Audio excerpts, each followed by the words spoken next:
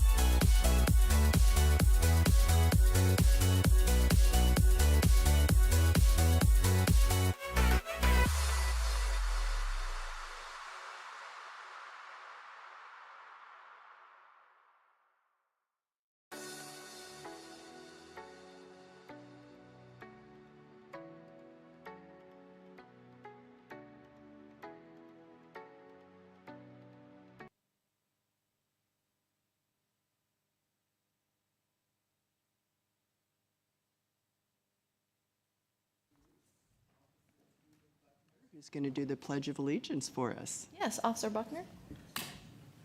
Or Coach Buckner. Coach Stephen Buckner became involved in combat sports, kickboxing, and amateur boxing in 1997.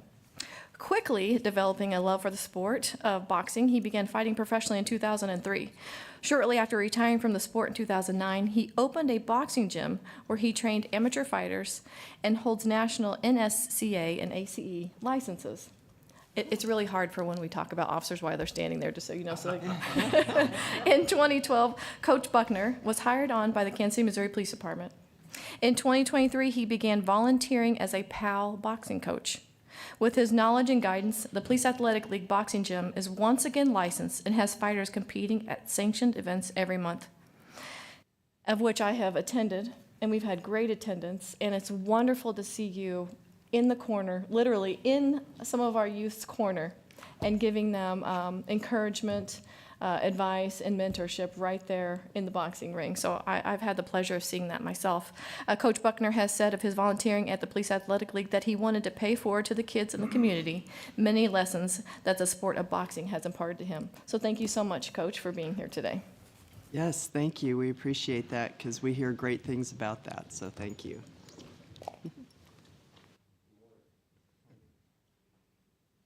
Pledge allegiance to the flag of the United States of America and to the republic for which it stands, one nation, under God, indivisible, with liberty and justice for all. Thank you. Remain standing. Chaplain Tony Johnson is going to do the invocation.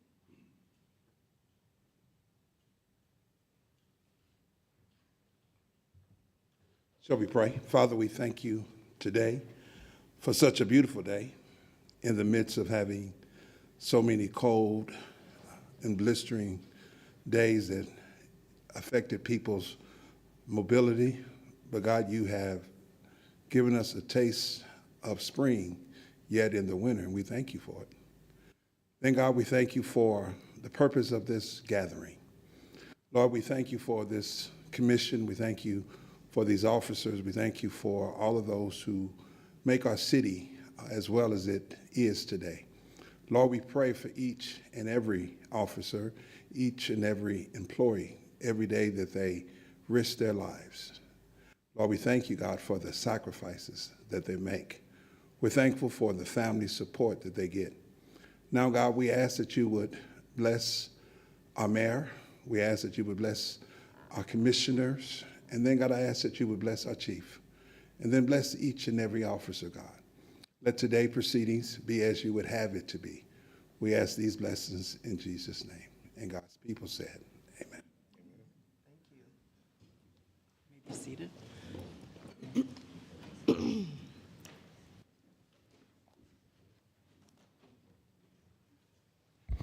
Okay, the mayor's designee. Unless Councilman Emeritus Terry Riley wishes to speak today, we will pass on a presentation. But Councilman Riley, I assume you're fine. No, I'm kidding. Nothing for us this week, month rather. Okay, thank you.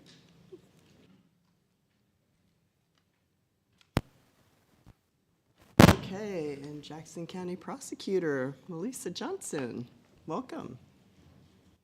And we appreciate you doing this for us, taking the time out to be here. Absolute pleasure. Good morning, Commissioners, Mayor, Chief, of course. I'm happy to be here with you all. This marks my 8th week on the job, so my honeymoon phase is quickly coming to an end, if you could believe it or not, but really happy to be here with you all. I want to, first of all, update you on a new unit that will be launching within the prosecutor's office on March 10th. Really excited about this. Our crime strategies unit has 2 dedicated data analysts that have been serving the entirety of the prosecutor's office.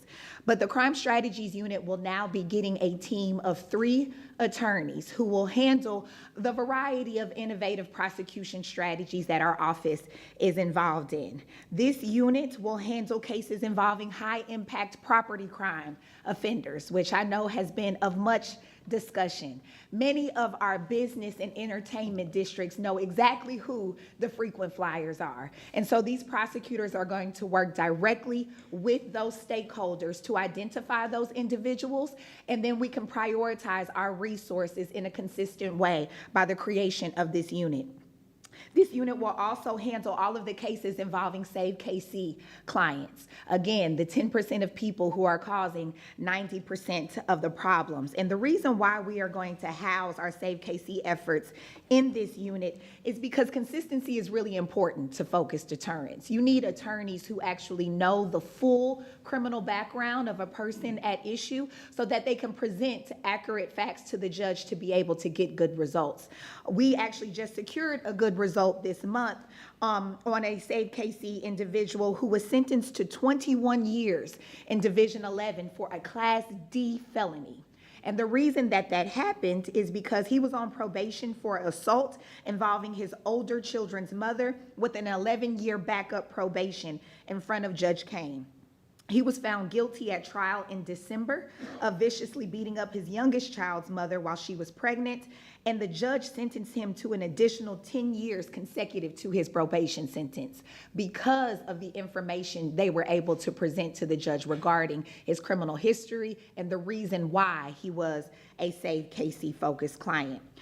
This new unit will also handle all of our community engagement and strategic prosecution. They will handle the property docket as well. Again, that consistency so that we can identify the names that constantly pop up and be able to ask for results to the judge that marry and match the conduct of the particular individual. The unit will also handle bond hearings for high-impact offenders and Save KC clients, again, to make sure that we are getting results that marry the conduct, and also handle probation violations for high-impact offenders and Save KC clients. The attorneys in this unit will work closely with the patrol liaisons that have been assigned to each one of KCPD's patrol divisions, the assault squad liaisons, and the robbery unit liaisons as well.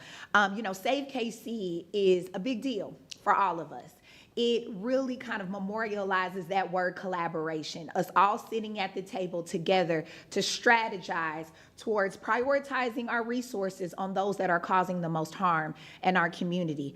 And while service deployment is certainly an aspect of the strategy, it is an enforcement strategy that is rooted deeply in KCPD. And I've really enjoyed working with various officers on this initiative. Of course, Chief Graves has been a huge supporter, Deputy Chief Mabin, Captain Johnny Failer, who has been the project manager, as well as Sergeant Ashley McCunough and a host of others, to make sure that my office is dedicating personnel to the degree to put our full force behind this effort. We have 8 prosecutors now that are going to be helping to distribute the invitations to the call-in. The next one will be held in April. Those 8 prosecutors will be undergoing a restorative justice training on March 4th, the same restorative justice training that our community engagement officers already engaged in, to make sure that we are speaking the same language, delivering the same message when we deliver these invitations to the call-ins at some of our most prolific violent offenders' doors here in the very near future. Those are the updates that I have for you this morning, and definitely open to any questions. Thank you. Any questions? Well, I just want to say thank you for your amazing work, and we appreciate the support in working with you. And everybody over in your office, thank you so much. Thank you very much, President Kramer. Actually, can I ask a quick one before she goes?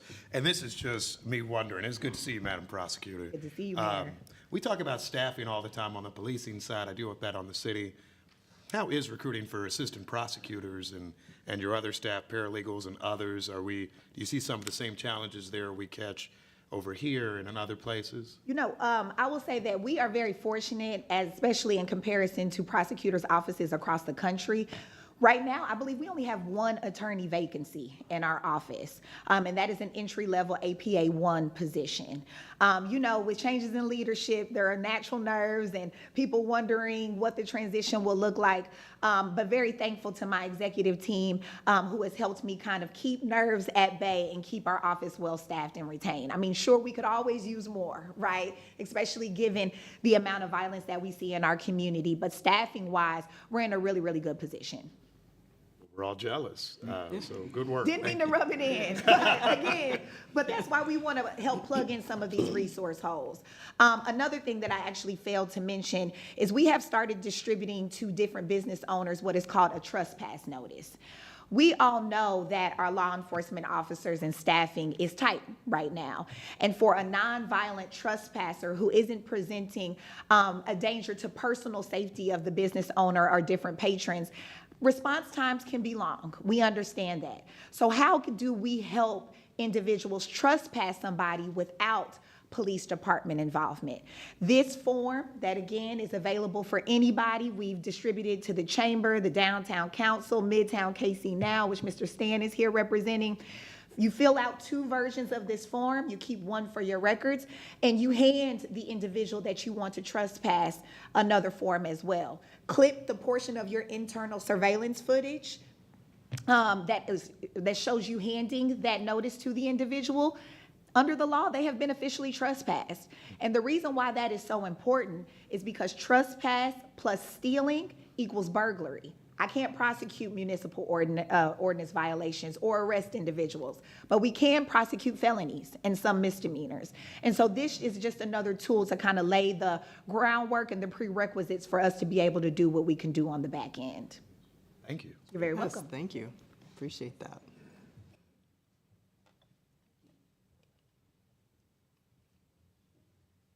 Okay, we have the healthcare benefits renewal, Lockton Companies.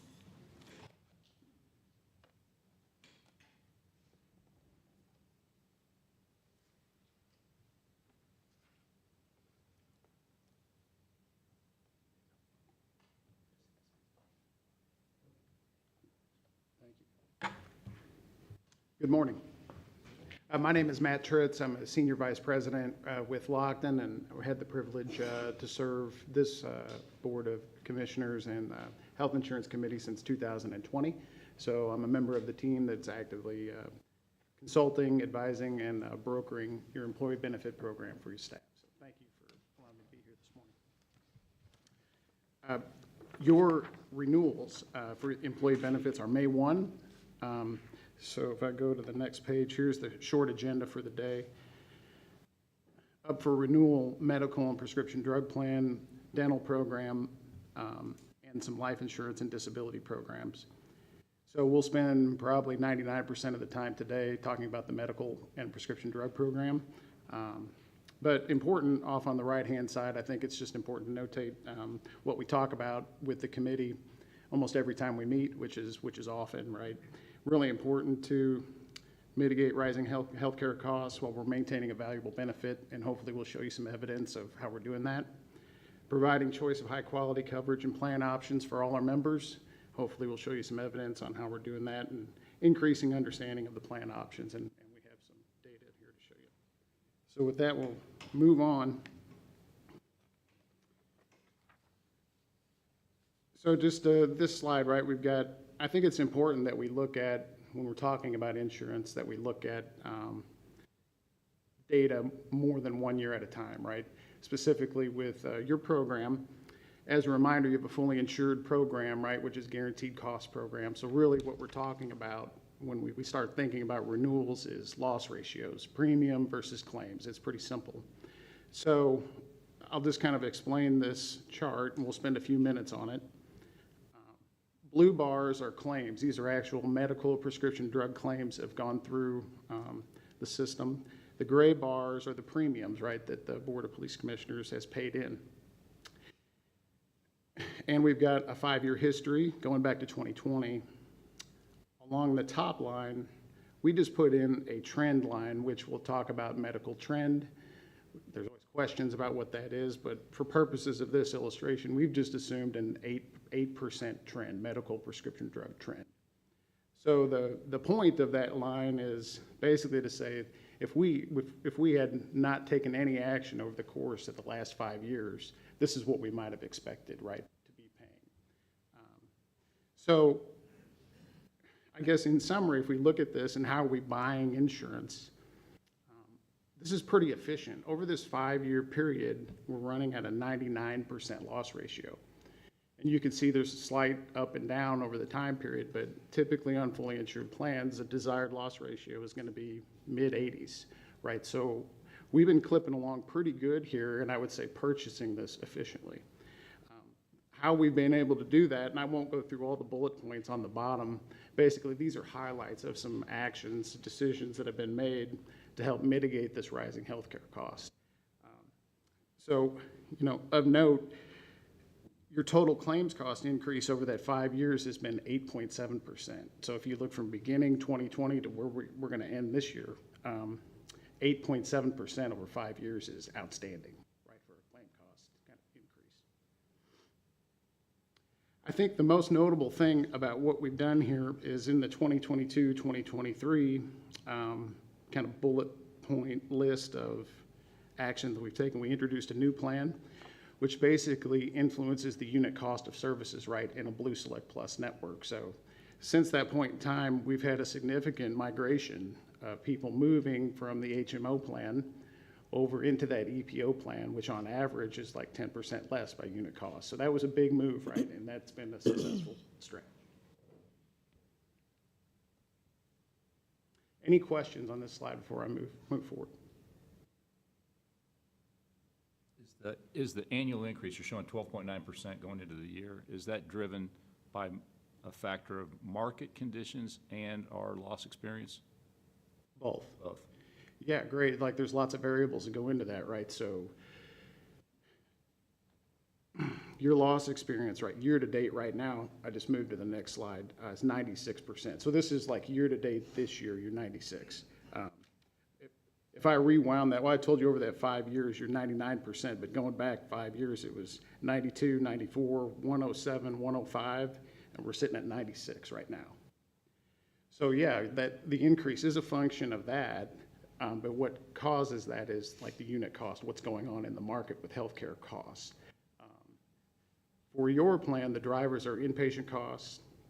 They've gone up like 30% since last year, so unit cost for inpatient visits, as a key metric, if you look at inpatient, outpatient, physician charges, that one is just sticking out. Specialty drug costs have also gone way up, which is common. This is no different than lots of plans out there.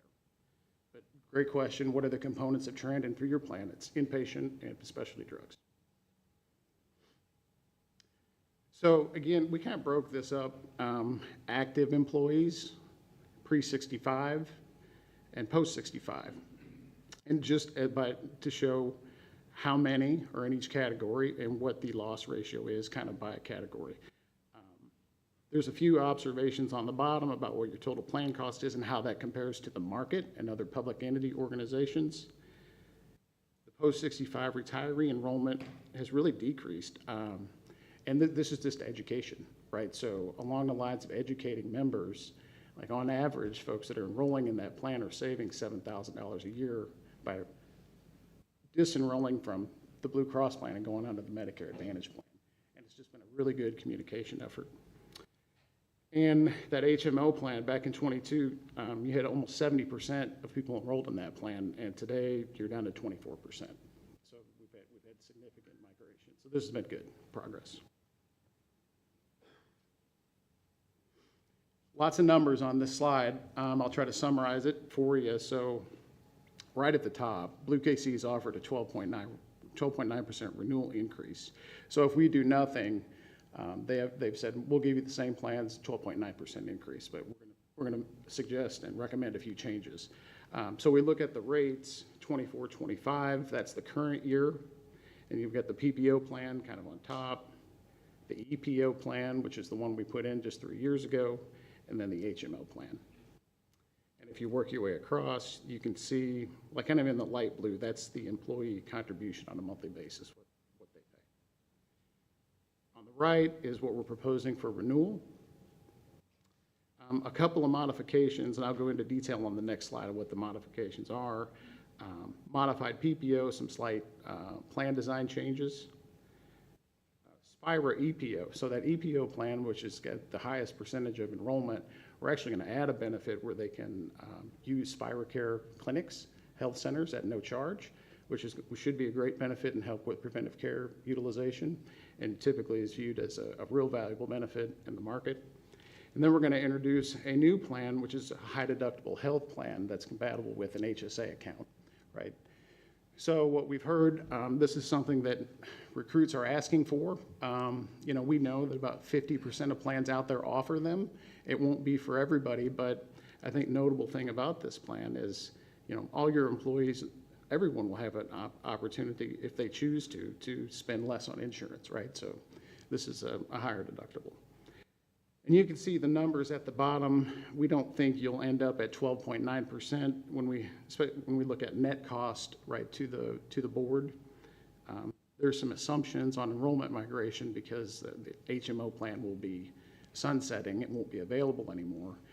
So we've assumed that 60% of those folks that are in the HMO today will go to the EPO plan, 40% will go to the PPO, and then just a few people will maybe select that high deductible health plan. I'll pause there for just a second. There's a lot of numbers on that page, and just make sure you guys have clarity.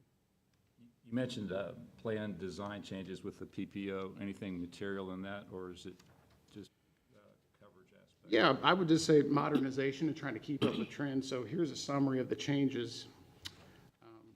On the right-hand side, we've got the current program, and down below, we've got recommendation. So the PPO plan, these are outstanding plans, right? So I would call them, if we were using the metal terminology, these are platinum plans that you're offering. And they still remain platinum with a $600 PPO, with that deductible. $600 and $1,200, which is a little bit of an increase from what it is today. The out-of-pocket maximum increases corollary fashion, and increase on specialist and urgent care copays. So these plans are still like benefit ratio with the benchmarks that we use for public entity. I'm going to get the exact numbers. Your plan has a benefit ratio of 93%. The market has a benefit ratio of 86, which means you're offering more value than most of the market. So question, to what extent, and maybe not for you, maybe more so for you, to what extent do the officers, employees have some input in their feedback on their current plan, what they'd like to see in new plans? How do we approach that? Yeah, you want to cover that? Yeah, that's an excellent question. So as we go through the renewal process, we meet with a healthcare committee, which is a committee that's established through our CBA. So we meet with the part of the members of that committee are all three of the presidents of our FOP and collective bargaining groups. And then we have members that are selected by the chief of police to sit on that board as well. We also bring in representation from our retirees to sit there, and then we bring in different kinds of experts from Blue Cross and Blue Shield, from Medicare specialists. Lockton brings in folks to help educate that group. And then we also have a lot of day-to-day interaction with our staff. So we have, I have the Benefits Administration Office, and so we work day-to-day with with our employees, and we do an onboarding process for all new employees as well. So those are kind of the formalized pieces. We also have our wellness group that goes out and meets with everyone on the police department. So every year they go and they go to police roll calls, they go and meet with specialized units, and they provide feedback to the chief of police and to the executive staff on a number of topics, but you know, how the 11-hour plan is working, what's the car situation, those kinds of things. And one of the things that we talk about with them is how the health benefit is impacting them. And actually that's where the new high deductible healthcare savings plan came from, was input that we were receiving from the members of the organization. Thank you, great to hear. You know, I hate when plans are done in a vacuum without input from the folks who are using the plan. It's never a good thing. So great, thank you for sharing that.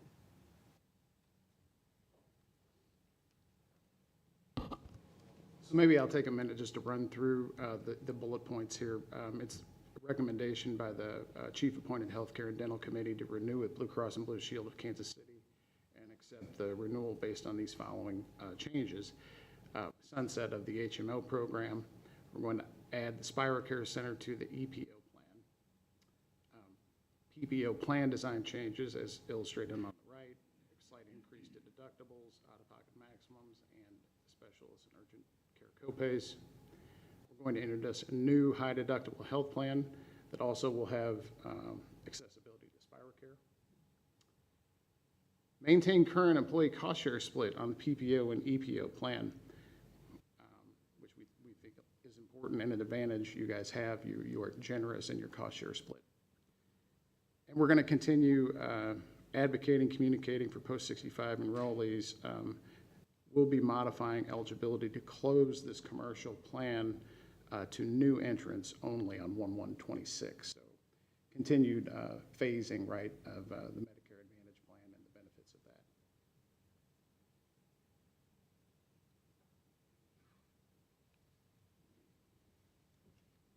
Okay, that wraps up the medical. I'm happy to take any other questions you have about medical prescription drugs. Maybe just to follow on to what Commissioner Romeo has just asked, will there be a communication plan regarding the new high deductible with the HSA Yes. so that members can understand what that means long-term? Because that's not a one-time thing. That's a long-term consideration. Absolutely, that's an excellent concern. Each year that we do a renewal, we have an implementation plan. We work with Lockton and with our FOPs and with our Benefits Administration Office to do open enrollment. We actually just did an active enrollment in the previous year where we brought every member that's on the plan in. So we have a project that we'll implement to ensure that we're marketing and communicating things to our staff and that we're educating them about, especially about the high deductible health savings plan because of some of the implications it can have if not appropriately managed by the member themselves. So that'll be part of our communication plan, yes, sir. If I could, I share, I don't know if these are the same concerns that you have, but with this high deductible plan, obviously we anticipate our younger members or maybe our lower paid members would be attracted to that plan. It's my concern that once you get into that plan, not knowing about the deductible and whatnot, and what's covered, and also making sure that you have that medical health care savings option. I just want to make sure that there is extra education on that plan before someone really gets into that. That's something that Major Smith has really assured me will happen. So I just want to make sure that we're offering the best plan for our members. You're tracking with my question. I mean, it's very attractive when it's just a single, but then as families start to grow, those high deductible plans can be problematic, particularly as you start having kids. But then they become even more attractive later on. So it's just having that long-term vision about how you can work with those HSAs. Thank you for doing that. And when is our enrollment period? Is it May or is it? when is the It will enrollment start, I period? think, end of March. Yes. Yeah. End End of of March, March. first week of April was the enrollment. 1 month, 2 months, 2 weeks, I think. 2 weeks, okay. Is that how long you do it? I've got the whole project timeline laid out. We've got a Okay. couple of different renewals that we manage. So we have renewals for our retiree members and for our active members after that, which ends May 1. So we start that process in March. Then we have the Medicare Advantage renewal process that'll take place in October, November, a TriStar renewal. So we've got this kind of spread out throughout the year. I think we've got a option B Medicare renewal after January 1. That'll be important for some of the folks that are taking advantage of the Medicare program, Medicare tie-in plan. So we've kind of got it spread out on the calendar. But we start our first open enrollment in the March timeframe. Thank you. Any other questions?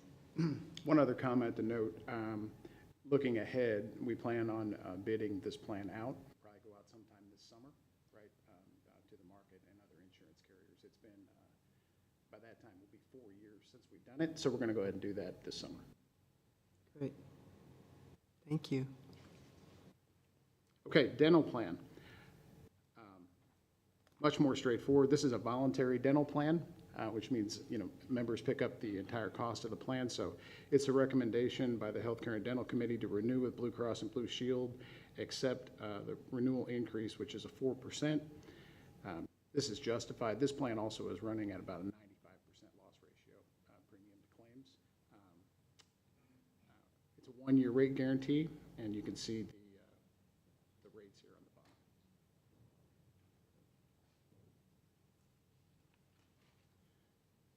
Life and disability is with the Standard, also a longtime partner. It's a recommendation by the Healthcare and Dental Committee to accept the Standard rule with no premium increases, so no design change and no premium increases. These rates are guaranteed for 2 years. That's it. Great. Any questions? No? I have no other questions. All righty, thank you.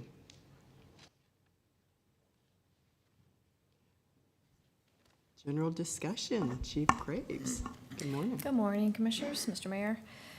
My remarks this morning will involve two topics. One of them will be domestic violence, and the second will be preparations for large-scale events. Since the beginning of this year, Kansas City has recorded 6 homicides that involve domestic violence, and that's, we're off to a bit of a tough start. Obviously, this is a serious concern for our city, as many of these incidents involve the escalation of violence within a home that may go unreported. KCPD was a leader in the lethality assessment program when it began. It began in June of 2009. We were one of the pilot programs that came out of Maryland. And it's a questionnaire. The lethality assessment program is a questionnaire required to be administered by responding officers to a domestic violence incident. If the victim answers yes to the series of questions, like so many questions, then they are deemed to be more at risk for serious bodily injury or even up to death. So that's something that we continue to do even in 2025. In addition, we work closely with our domestic violence outreach organizations to safety plan, provide shelter, and provide resources for survivors to be able to leave their abuser. Even this morning, we have Rosebrooks upstairs with some other people, and also obviously KCPD detectives and sergeant and captain, to meet with them to talk about the important work that's being done here in Kansas City. It's been a tradition that we do have a social worker from Rosebrooks embedded into our domestic violence unit.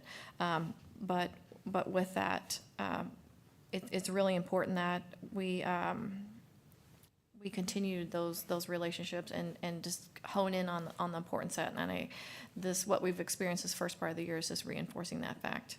I'm grateful for our new Jackson County prosecutor, Melissa Johnson's position on not only the awareness of domestic violence, but the accountability on abusers. Her stance has resonated with our officers and our detectives, and obviously our survivors as well. And we will all continue collectively working towards breaking the cycle of violence in Kansas City.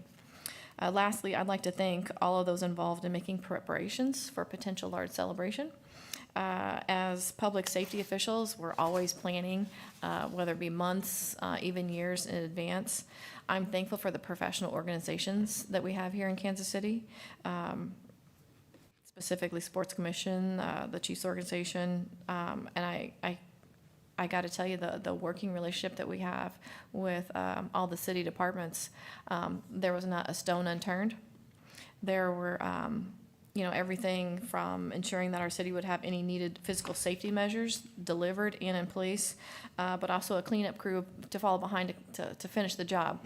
So, Major Martinez is our special projects and events projects coordinator, and our members were given a number of officers to be present for such an event, and we far exceeded those numbers that I provided to make sure that it was absolutely a safe event here in Kansas City. We exceeded that goal, and that reflects not only the work of KCPD and our city, but also the reputation of our department in the region, sending law enforcement officers to assist in large events, and some traveling up to 3 to 4 hours just to provide assistance to KCPD and the city of Kansas City, Missouri. And I anticipate, and I know that will also occur next year when we are readying up for FIFA 2026. So I just wanted to reassure you that you should have confidence in the Kansas City, Missouri Police Department to pull off any large event as safe as possible in collaboration with our city departments and obviously law enforcement in the region. Thank you. Any questions? Chief, this might be a question more for those who work with legislative affairs. I understand in the governor's proposed budget, there's a $50 million request as relates to KC 2026, the World Cup. I believe it has been discussed that $17 million of that goes towards public safety. I respect every Missouri law enforcement agency, but of course I would want that $17 million to come more towards us than perhaps our partners at Highway Patrol and others. Do we have any background, or those who work with that side, as to what is planned for those expenditures? And is that funding that comes to KCPD, is it planned for other outside agencies that may be working with it? And if this is something that our government affairs people need to just let us know, we'd love to know more. Anything on that, Steve? Yeah, we haven't gotten the details of that, Joe. Okay. But it is something that, I'm looking at a couple different deputy chiefs. We have Major Martinez that's keeping an eye on that and really staying in touch with our state partners. But also, as Deputy Chief Young makes visits down in Jeff City. So we're definitely keeping an eye on that, and I'll report back as soon as I have an update. Thank you, ma'am. Any other questions? And along the public safety sales tax, I would like to, maybe we can meet with City Council and our mayor on aligning with when we do the ballot for our public safety sales tax, just to make sure we're very transparent and in alignment. If we can maybe all meet together before then, I think that would be helpful. And maybe we can, address this as well. I think that would be very beneficial. So. I will note there will be disagreements on that, but that's the nature of politics. So I'm sure they'll always be happy to talk to you. Well, that's all we're asking. Yeah. But thank you.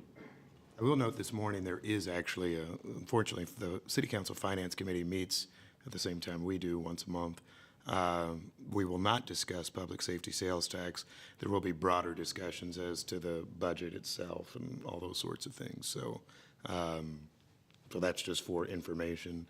In terms of public safety sales tax, as for the expenditures for the upcoming budget year, that will be discussed at City Council at some point over the weeks ahead. As for long-term uses of the public safety sales tax itself, if renewed, that's always kind of a it depends sort of thing. There are a few different paths. I'm just laying it out for the board, and I get all of them. There is a path that just has, now this is already a ballot question for the people of Kansas City. One path, the City Council takes no action prior to the election. The voters make a determination as to whether they wish to renew.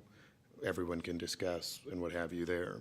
There's a separate path, and this has already been articulated by some. That's why I made the point that they try to figure out all allocations in advance.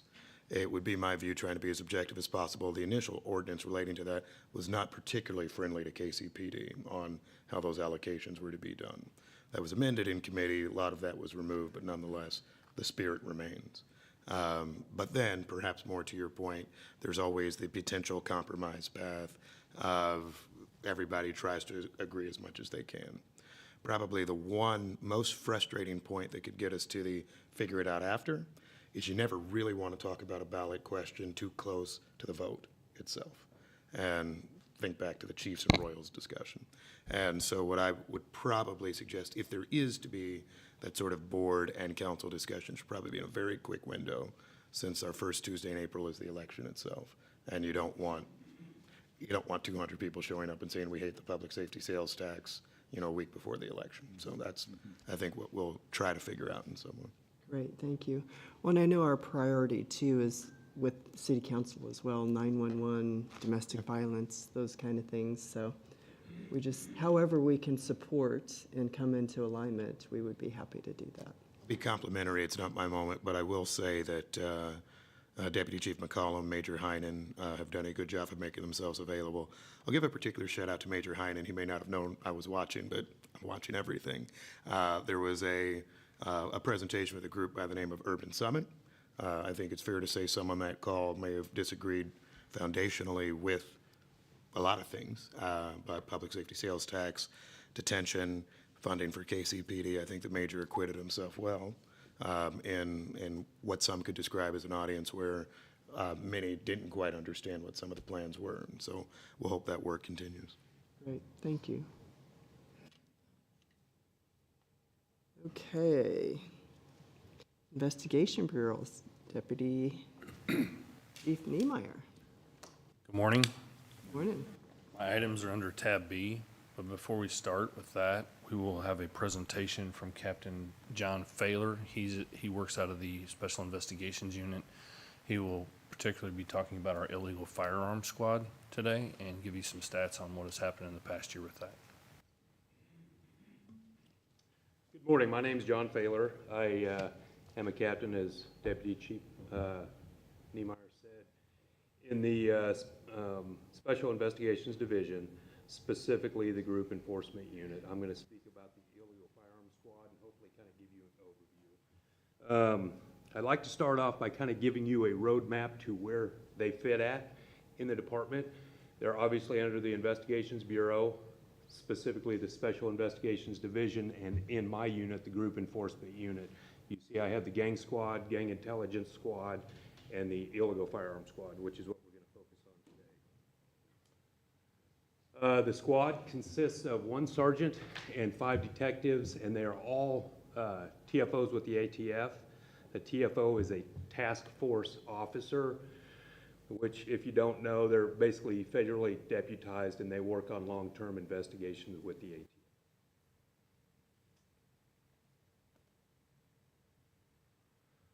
Primary duties of the Illegal Firearms Squad, they field all the calls from field personnel as far as gun questions.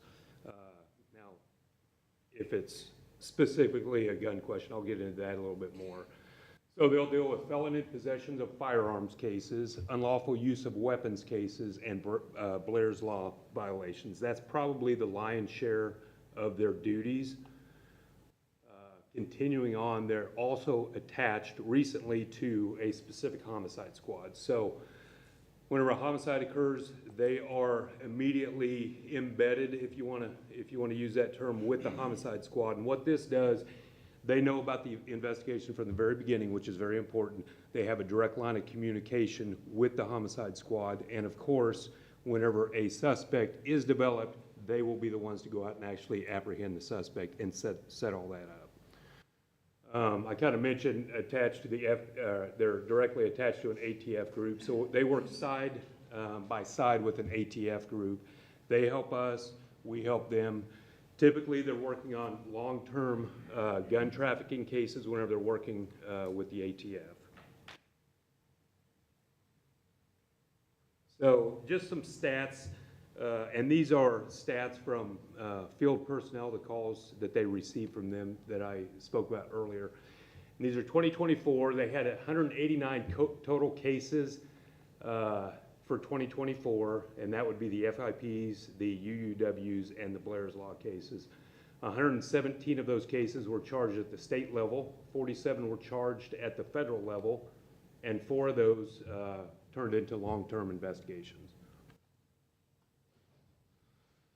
Now, a hot topic now, illegal gun modifications, commonly known as auto sears or Glock switches.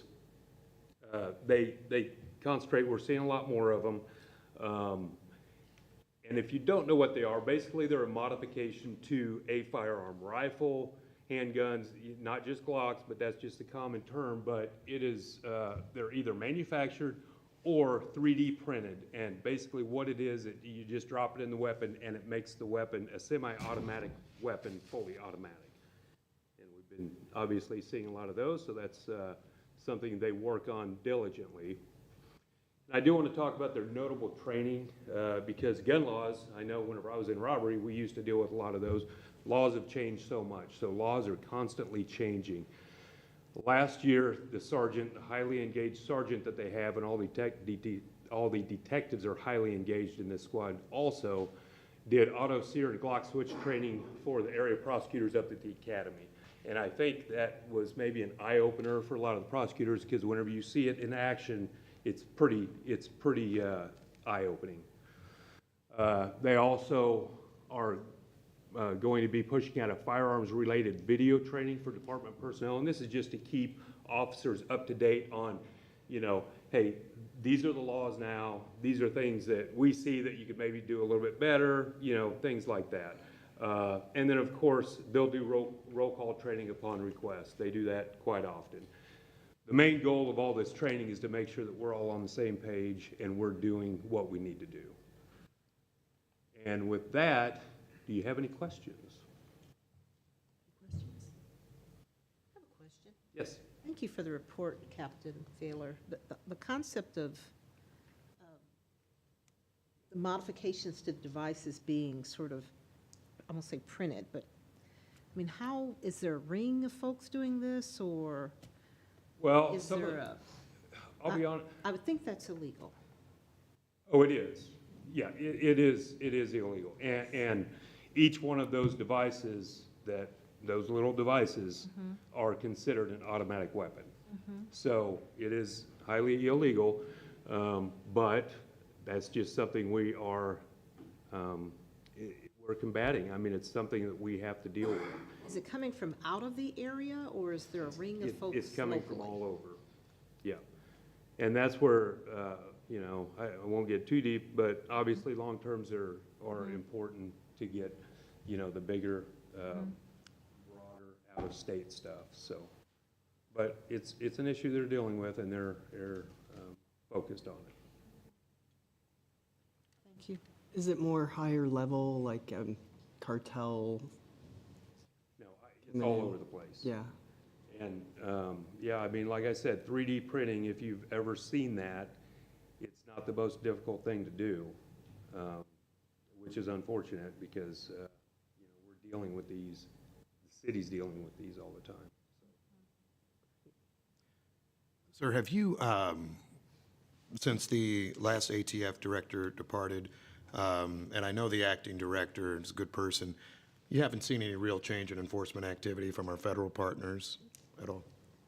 No, we work hand in hand, and I haven't seen anything like that. I mean, you know, if we need them, we will request them as they do with us. Thank you. Questions? Thank you for your time. Thank you. I'll just add on to the end of that. I went through that prosecutor's training. I think it was huge that we did, that squad did that, because we talked a lot last year about 115 shell casings, 200 shell casings, some of these crime scenes, and prosecutors of all of our counties got the opportunity to see how that can happen in 10 seconds, 20 seconds, how many shell casings can hit the ground so fast. So I will tell you, I open this up to the board. If you would like to see it for yourself, we're happy to take you up to the academy. I think the mayor's seen it in person as well before, and maybe somebody else has, but we're happy to show you that, so when we discuss these cases, you understand it by seeing it yourself. The other part of that is he mentioned a little bit about Blair's Law. I'd just like to say that Blair's Law went into effect actually last year in August, and we've already filed basically one a month. It's either 5 or 6 cases now on Blair's Law that we have charged, and those are cases that we right away, the chief made a priority. She would like for those to make sure that we are on top of each and every one of those, and we just filed one last week as well. Since this presentation was going to be today anyway, but last Friday we actually filed one of those cases up in Clay County. So I think it's important for the board to know who's working on that, because when Blair's Law came out, we didn't know who was going to take responsibility for working those cases, and the illegal firearms squad stepped up and did that. So I was just going to make a comment real quickly on those Glock switches. For you to offer that opportunity was great for the prosecutors to see how many rounds you could actually shoot by, with a Glock switch, and it really ups the ante of the criminality that's involved when you are knowingly using a firearm with that kind of firepower. Now, is that something we're going to try and do maybe with them annually, or the new ones that come in, just to give them that same opportunity? we do have, now we have a, kind of like we do with our own officers, we have video training, so we don't, it's a pretty large undertaking to put that together as a full training. So now we can push that out in a video training to each one of the prosecutor's offices if they request it. Thank you.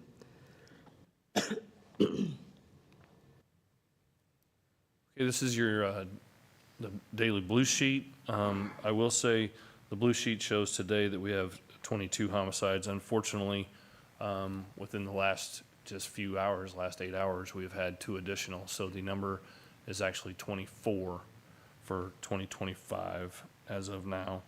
What I would like to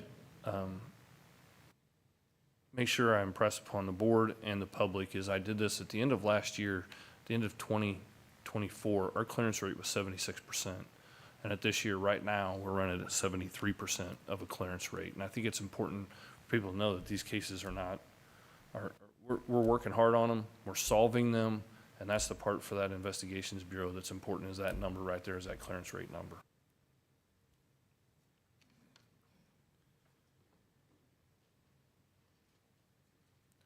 So to break down the homicides of January, we had 12 homicides in January. We had 0 in Center Zone, 1 in Metro, 5 in East, 2 in North, 2 in South, and 2 in Shoal Creek. And we did update this slide this morning to reflect the 2 homicides we had 1 homicide that had occurred, but it was ruled yesterday, and then we had a homicide that occurred overnight. So that reflects the 12 homicides that have occurred in February, for a total of 24 so far this year.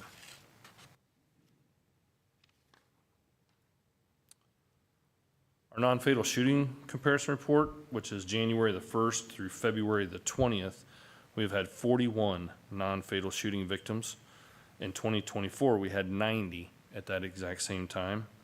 We had 90, so we're down for a total of, at this point in the year, we're down 54%. As you can see, and I have the numbers on the right there, so total is 90 in 2024, 41. Which is, I also want to make sure the board understands that it relates to, and I hate to keep bringing it up, but it's important that we do understand the numbers, because a lot of people will be like, wow, you're down to 54%. And unfortunately, last year in February, you can see our number was really high at 63, and I think we all know why.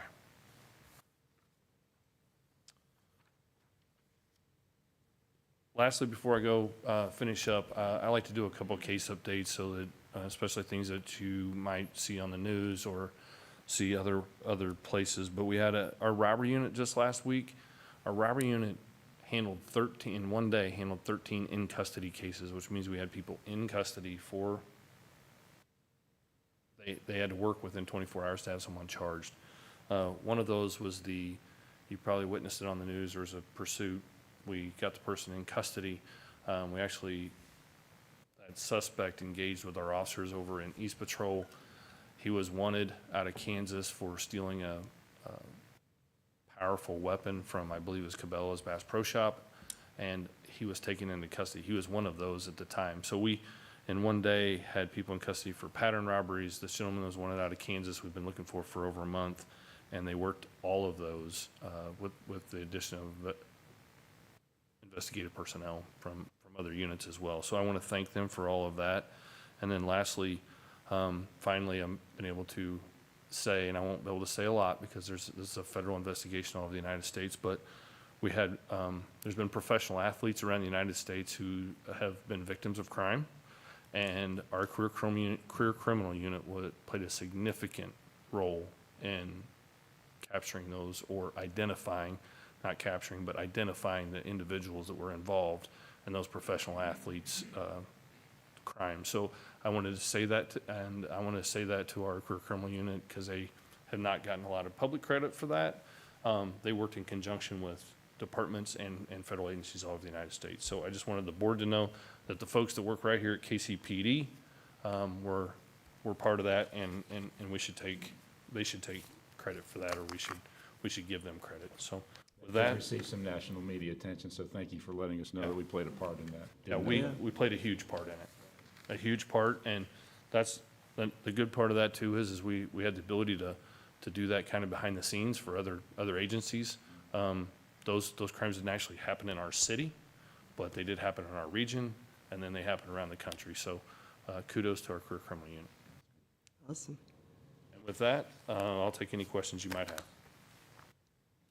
Any questions? Thank you. Okay, thank you. Okay, Patrol Bureau, Deputy Chief Maben. Good morning. Morning.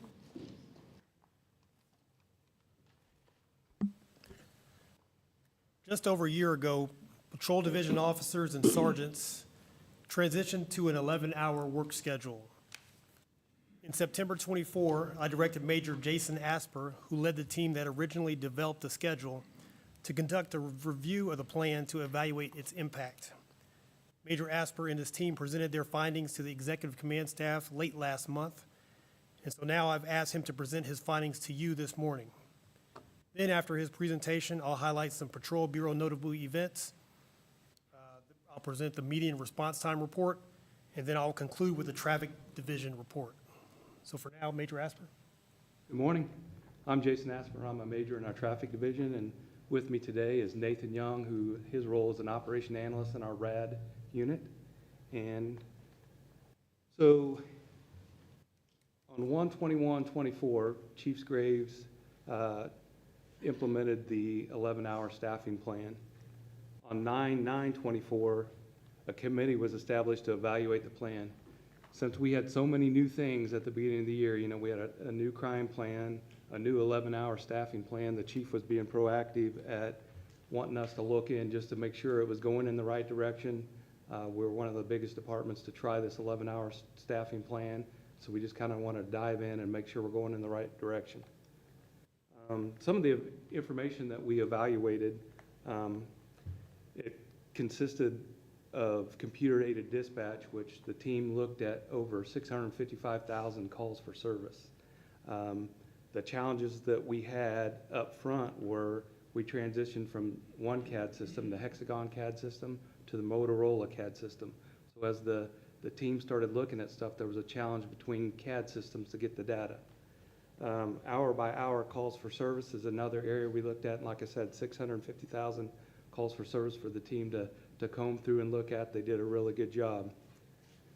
One of the tools that we're going to talk about is the strategic deployment for staffing, and I'll get to that in a little bit, but it's one of the recommendations we made out of the evaluation that we see that we can keep improving, and as we get new people in, that we're putting them in the right places for the most efficiency for the department. We also did a lot of getting feedback from patrol personnel, some of our specialized unit like employee wellness, the recruiters, everybody like that, so we could get honest feedback from it. A little bit about the team. As we put it together, we included the communications unit. We included our CAD admin team. I had former desk sergeants. I had detectives. I had this team all put together because of their basic they were SMEs in all the areas that they worked in and some of the data that we're looking at. Employee wellness. One of the big feedbacks that we got from the employee wellness unit is this 11-hour staffing plan has given our employees the ability to decompress, spend more time with their families, and contribute to their overall wellness. As you remember, the 11-hour staffing plan allows for 4 days on and 4 days off. So that's the great feedback we're getting from employee wellness. The 6-hour work days. So the 11-hour staffing plan includes 6-hour work days. And in the design of the plan, you get 1 6-hour work day every 28-day pay period that they have to come in and work. So they've been able, we'd hoped when we designed the plan that they'd be able to use these for positive things, and we've discovered that they've definitely been able to cover in-service training. And other staffing plans, we had to use specialized units. So for example, some of the units that are working on the Chief's crime plan that are out fighting violent crime, we would have to pull them off of that type of activity to cover the field while we would train. With the 11-hour plan, the 6-hour days, the personnel are not counted against manpower. So they're able to go train and not have to pull another unit to come in and cover them. And so that's been a real benefit. In addition, the officers are using the 6-hour work days to get additional specialized training.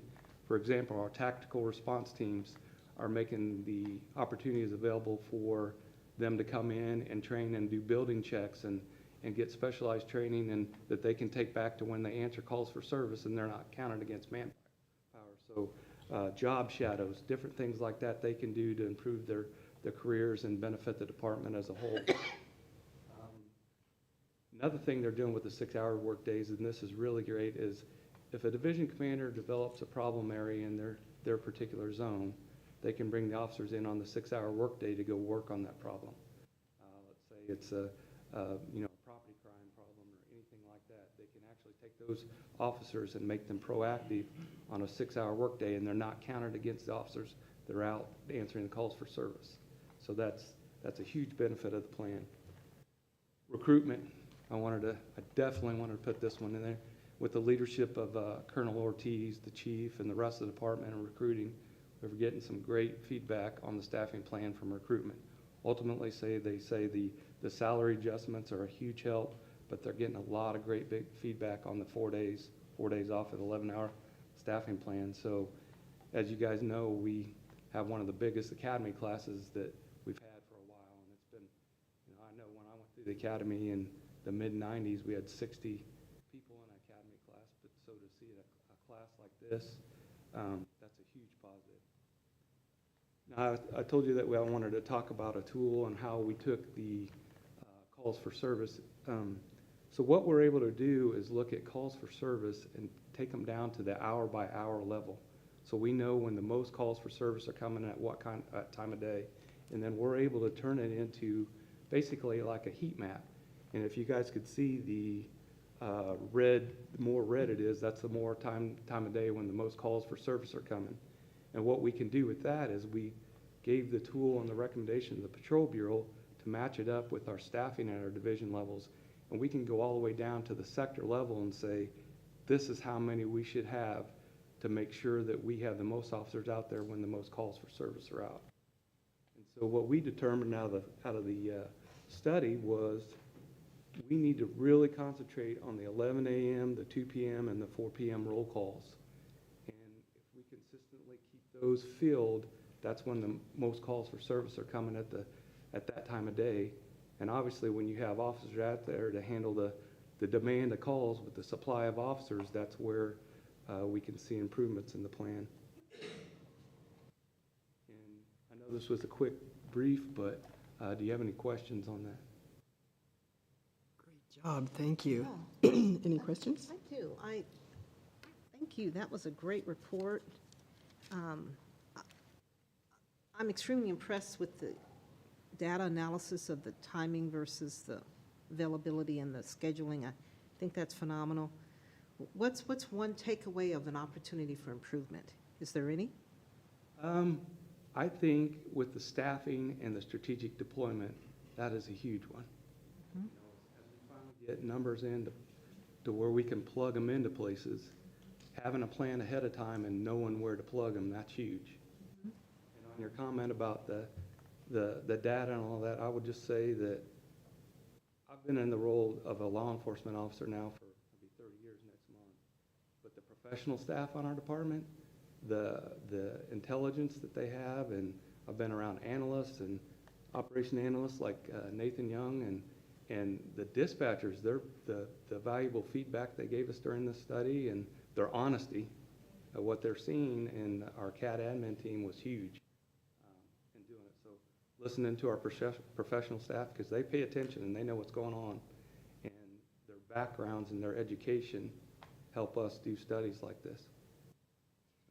Quick follow-up. Share with us a little bit about sort of the dynamic ability by which you look at the data and the data's changing, maybe based on the time of year, based on, daylight saving times versus not, et cetera, and how quickly you adjust the scheduling to kind of support the different incoming calls.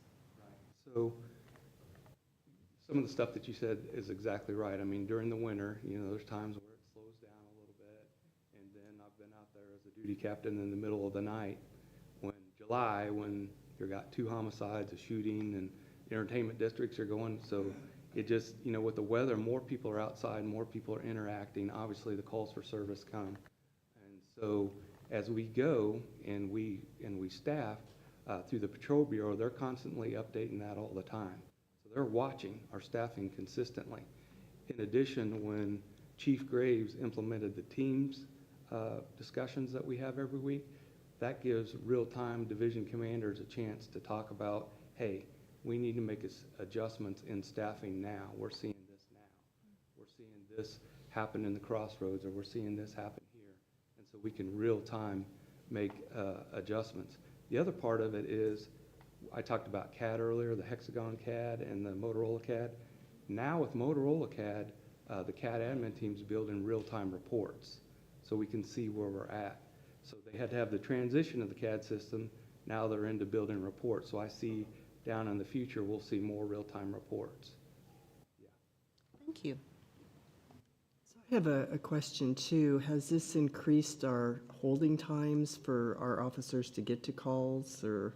So when I, earlier this year, we met with Colonel Maben, and Colonel Maben said our two goals are professionalism and do what you can to reduce response time. So this tool, I think, is gonna ultimately reduce response time, or at least aid to helping towards it. And that's in direct correlation with staffing. No staffing plan can ultimately, save the world, but if you get a staffing plan and you fill in some of those spots, then you're gonna have more officers out there answering the call. What we did find out is the 11-hour plan, over the last 4 years, we've increasingly seen response time, and I know that's been discussed with the board several times. And I think at this point, when we do recruiting and we fill in the spots, we're gonna start doing things to ultimately try to make a dent in that. But officers and where they're assigned and having the right amount of officers keeps from, let's say, an officer in the Northland having to respond all the way down in the inner city to answer a call. And so when you staff up the areas that the calls are coming the most, that allows everyone to stay in their spots, and that's another thing that can ultimately come down to helping with response time. Right, because I know that's been a big issue. It was one of those things, when you look at it as an eval, you don't realize how many things can actually affect it. Thank you. Any other questions? No? All right. Well, I do have one more too. How many other departments are doing this right now, or are we kind of the first? I think we're the lead large agency. Okay. When we did the initial research, it was a small agency in California, and there was one in Arkansas that was smaller. And we've done some presentations. I think we've done a couple done one for St. Louis Metropolitan, and we've done one for the Wichita Police Department. They've inquired about the 11-hour plan. So at this point, I could see some others. But I think what most agencies do is they don't want to be first, and they kind of want to wait and see how it goes. And so as we show more success with this 11-hour staffing plan, I can see more people adopt it. I mean, the 6-hour days, that's huge for helping normal operations and logistics of the department.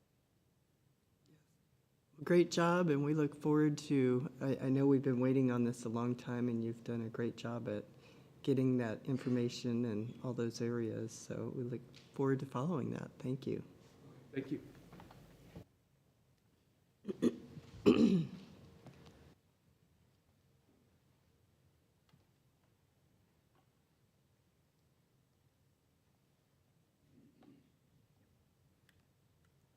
All right, moving on to notable events. Metro Patrol Division officers handled a disturbance call where a female victim reported being threatened and stalked by her estranged boyfriend. Earlier in the day, the suspect broke out her car windows after he learned she had obtained a restraining order against him. Metro officers were concerned for the victim's safety and decided to conduct surveillance at the business where the victim is employed. Minutes before the store closed, officers observed the suspect driving in the area. They attempted to stop him, and he turned off his headlights and fled at a high rate of speed. Officers discontinued the pursuit per policy and responded back to the victim's location to ensure she returned home safely. Thanks to the initiative shown by Metro Patrol officers, the victim was unharmed and had no additional property damage during the incident. The suspect was subsequently issued multiple warrants as a result of the incidents. East Patrol Division. The area of Roberts and Bales has been experiencing an uptick in criminal activity and violence. EPD officers have been working with members of the city's Public Safety Task Force to address problem businesses in the area. During this period, a convenience store located at 3500 Independence Avenue was closed with the assistance of the Missouri Department of Revenue and the Kansas City Health Department. East Zone is optimistic that closing this business, which had been a focal point for crime and disorder, will reduce criminal activity in the area. The Airport Police Department invited a group of 10 North Patrol Division officers and sergeants to attend an all-access tour of the KCI Airport. This is important because NPD personnel would likely be the first KCPD officers to respond if a critical incident occurred at the airport. Also, MPD hosted its quarterly community crime meeting and reported overall decreases in most crime categories within the division compared to the previous quarter. The Police Athletic League had a total of 932 visits for the month of January, with a daily average of 56 visits. They also had 26 new enrollments. During the first week of January, the PAL boxing team had the opportunity to travel to Rockford, Illinois to support a PAL boxer as he competed in the regional rounds of the National Silver Gloves Tournament. That stage of the tournament was comprised of the best fighters from Missouri, Kansas, Nebraska, Iowa, and Illinois. The PAL athlete, who has half a dozen fights, fought an opponent with almost 100 fights and narrowly lost by split decision. Detectives with the Investigation Bureau contacted East Patrol Division's social service specialist regarding a female who was at risk for retaliatory violence. The social service specialist had previously helped the victim leave Kansas City to get away from group violence. The victim had returned to Kansas City to testify as a witness in a trial. She needed assistance with food and lodging while she was back in Kansas City, but several service agencies could not immediately assist her. However, the social service specialist was able to book her a hotel room and provide food assistance, utilizing funds from the Missouri Protection Program for Victims and Witnesses of Violent Crime. Special Operations Division.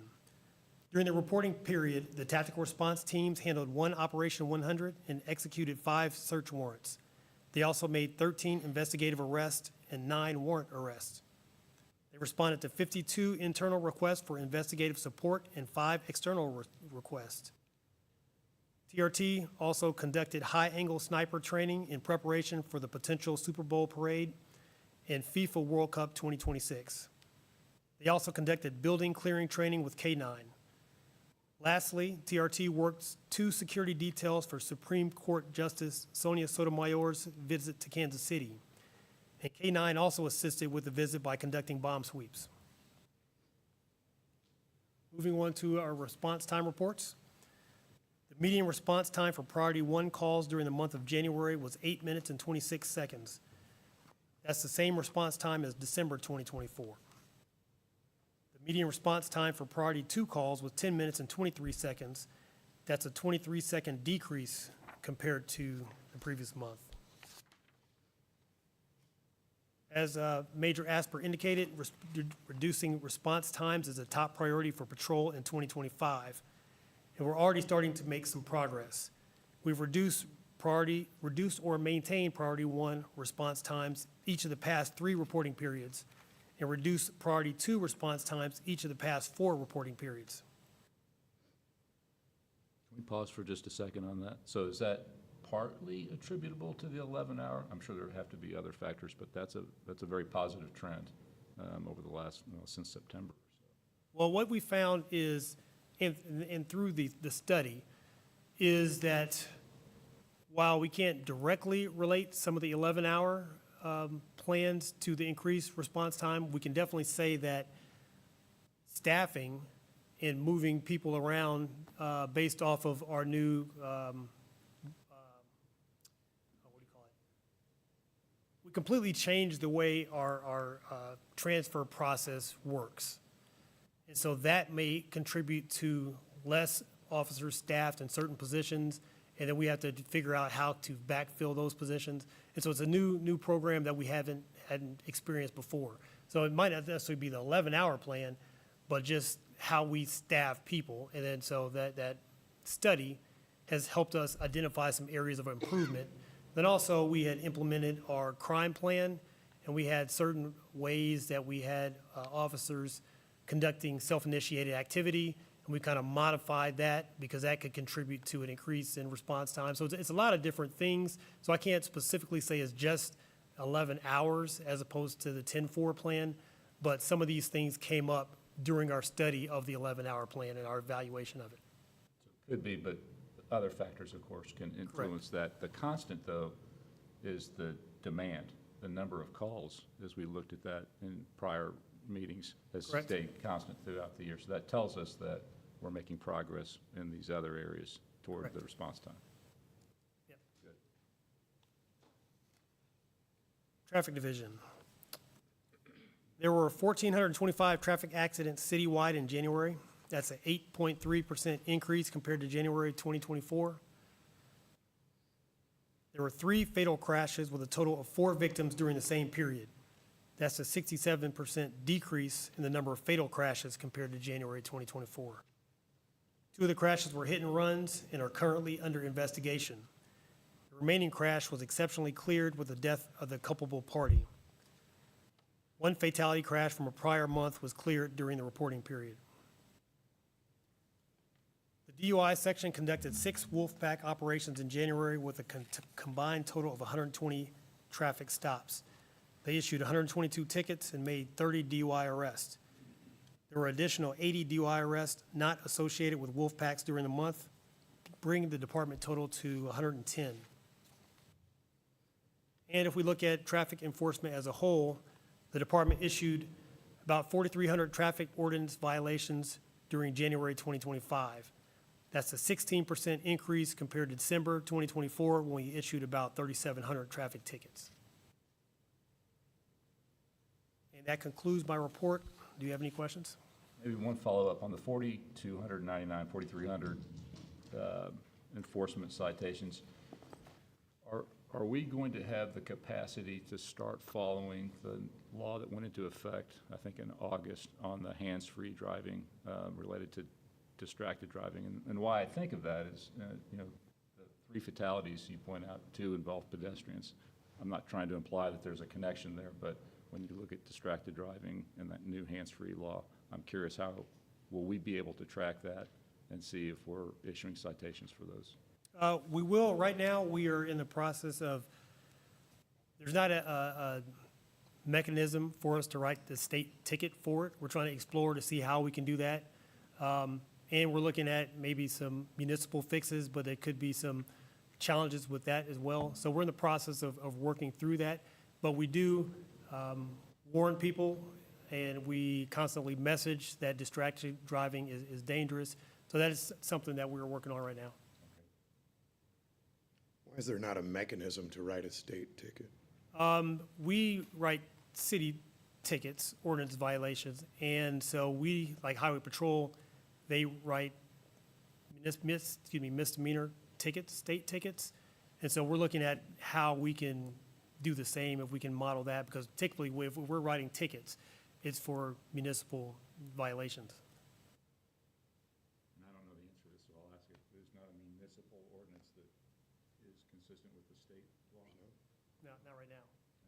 That's something that we are working with this. I mean, we're exploring that option as well. It was proposed before it failed, actually, probably 5 years ago or so at City Council. Part of that, I think, was we didn't want to necessarily add workload. Some weren't trying to create more officer-driver engagements and that sort of thing. I don't know what it would be now, but. And there, actually, Major Asper's here. He can probably speak to it. There is also a concern of whether or not, with the new language for the state violation, if that prohibits some city ordinance violations similarly. But yeah, we're working through that. We can update the board later. Is this a problem where, has it always been this way, or is this a modern technology problem? So 50 years ago, removing the computers and all of that, I don't know actually how arrests were done, and I don't know if anybody here was at least arresting then, but we probably still primarily just, in a traffic offense in 1975, were we just enforcing city offenses? I can't speak to historic.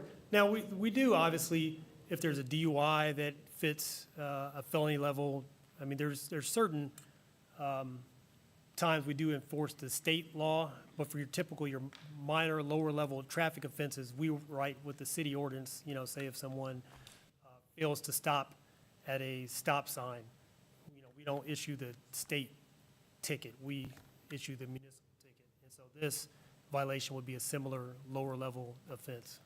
So for a state traffic offense, careless driving, drunk driving, all of that, are you usually, is the difference that you're usually apprehending the person, or let's say a careless driving, you probably apprehend them too, I hope, but I don't know. But what's kind of the difference on those? Well, it depends on the level and the severity. We'll take a injury, accident, DUI that reaches the felony level. Then we'll submit a case file to the Jackson County or whatever county prosecutor, and they'll issue a warrant from that. That's different from just a traffic violation stop, where we're issuing something. Typically, it's not a custodial arrest that we're making for these minor violations. So typically, if you commit some offense, even if a state law offense, if it does not rise to the level of a custodial arrest, we're typically trying to assign a municipal violation to it. Correct. And so the way that you find yourself with some concern for an offense under a state law provision is generally if you're subject to custodial arrest in the moment, or alternatively later prosecutor files, there's a warrant for your arrest, that sort of thing. Correct. Just a comment, I would also think just the practicality of how do you, I believe state law is that if someone is driving with the device in their hands, then that is what qualifies under the law as being illegal. I mean, how the officer's driving by, he sees someone with a wireless device in their hand, he or she pulls them over. I mean, how is it proven? I mean, how is it, he said, she said, I mean, to me, there's just a lot of complexities to this thing. And I know a lot of things come out of Jeff City with a lot of complexity to them, but. That was very well intentioned, because we do find distracted driving is a contributing cause to a lot of accidents. And so that's one of the challenges of things that we're working through. If you recall, the law went on the books like a year prior, but it was a amnesty period. And then so now we're trying to work through some of the penalty phases and see how, in practical terms, we can enforce that. The reality is, and us lawyers ruin it, just like everything else in traffic, we write a ticket or give a citation. Yeah, if they hire a lawyer, they probably then present that defense and it's taken care of in whatever way you think. If they don't, then they'll be assessed whatever penalty relates to it. But you're right to know. But hopefully it'll be enough to slow them down from maybe not doing it again, even though if they get a great lawyer to kind of get them off. Right. But hopefully it'll slow them down and make them think about what they're doing. But I just see there being challenges. I mean, I can see when someone's visibly driving erratically or in a distracted way, it would be easier for our folks to kind of pull them over. But just holding a device, and they shouldn't be, I see that as being just a challenging component of this law. And we'll continue to, I mean, to your point, whether if you see people swerving or tailgating or driving fast, we're still enforcing that primary violation, so.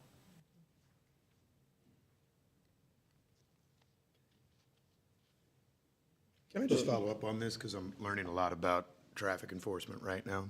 So for the totality of things that don't lead to custodial arrest, you're usually just issued a citation that then sends you to municipal court. I had a meeting with command staff the other day, so I won't get into an area that someone else's. Do we incarcerate many for traffic-related violations on the municipal side?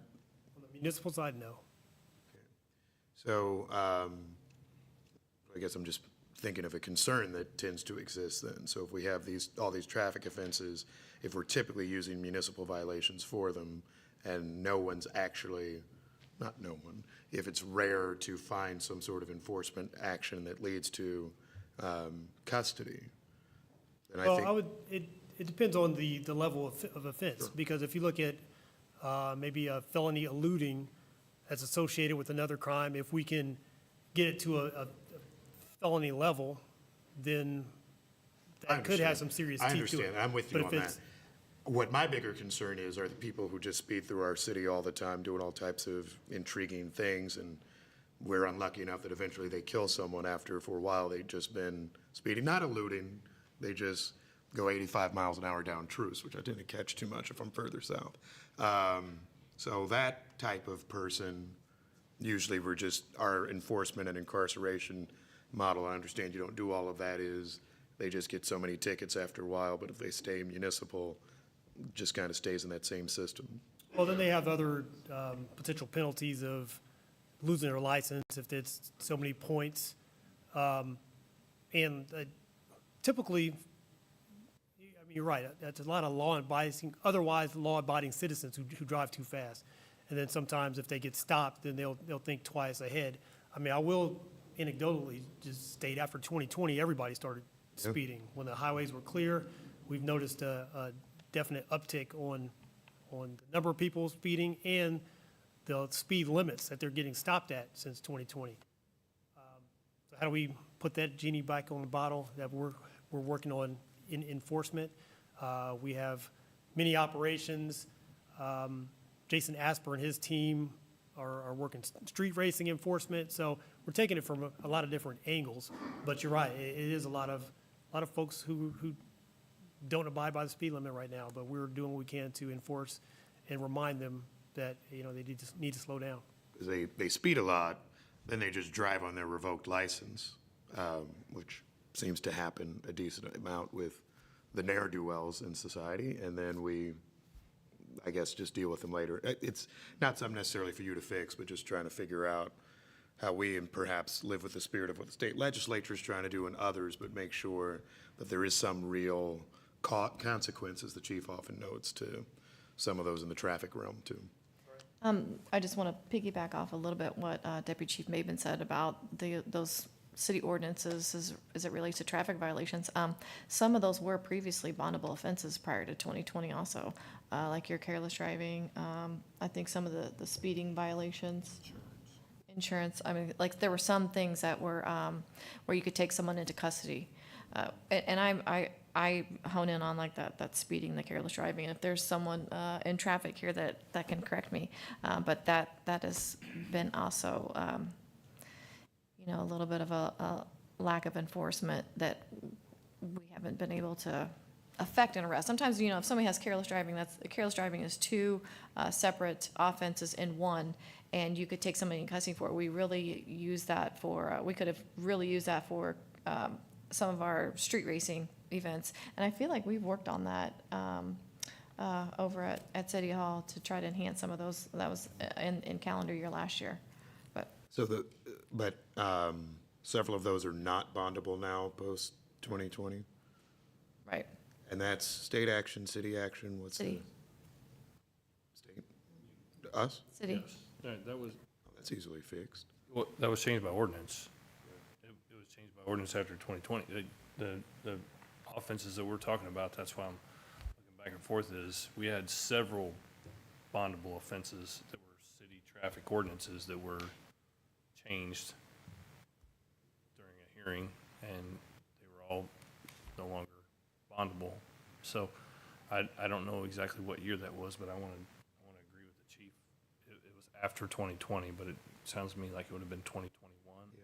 Somebody, and as Deputy Chief Maben said, I think somebody in traffic probably knows better than us, but that's what tied our hands whenever it came to a couple other things is we write the ticket, there's no custody. So I know where you're headed with the, because we had the conversation about, can we do something on the city side for us, an investigations bureau, but you try to go to the felon, when someone commits that felony, that's when you put them in custody to send it across the street, and even my case that we were talking about. But that goes back to these traffic ordinances. We used to arrest people. Careless driving was a huge one. Well, not that we have somewhere necessarily to put them, but hopefully that resolves itself. Why don't you get, I guess, me a list of what those might be, because that would seem like something we can correct if it's insurance, some of the careless driving series type things, all of those that, in a perfect world, if we had somewhere for the arrest of someone, we could take a step.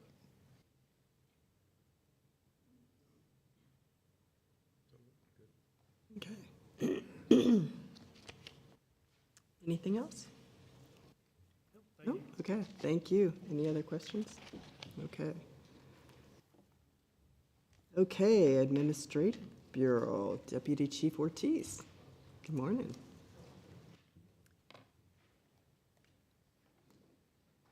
Good morning, Commissioners. Mr. Mayor, good morning.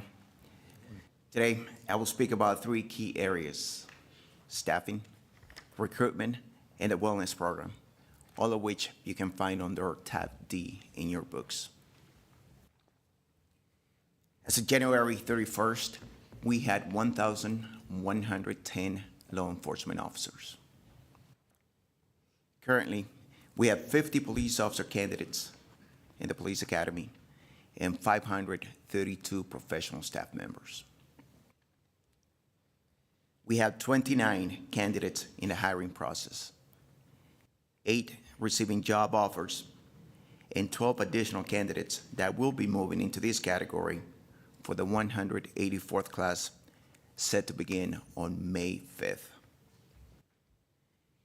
Additionally, we're processing 17 laterals. 3 of those laterals will start on March 24th. In our communications unit, we are pleased to welcome 1 new member who will start on March 3rd. We also have 1 job offer and 25 other candidates in the hiring process. Regarding recruitment, we have several upcoming law enforcement testing dates, as you can see, at the Regional Police Academy. I encourage anyone interested to participate and begin the application process.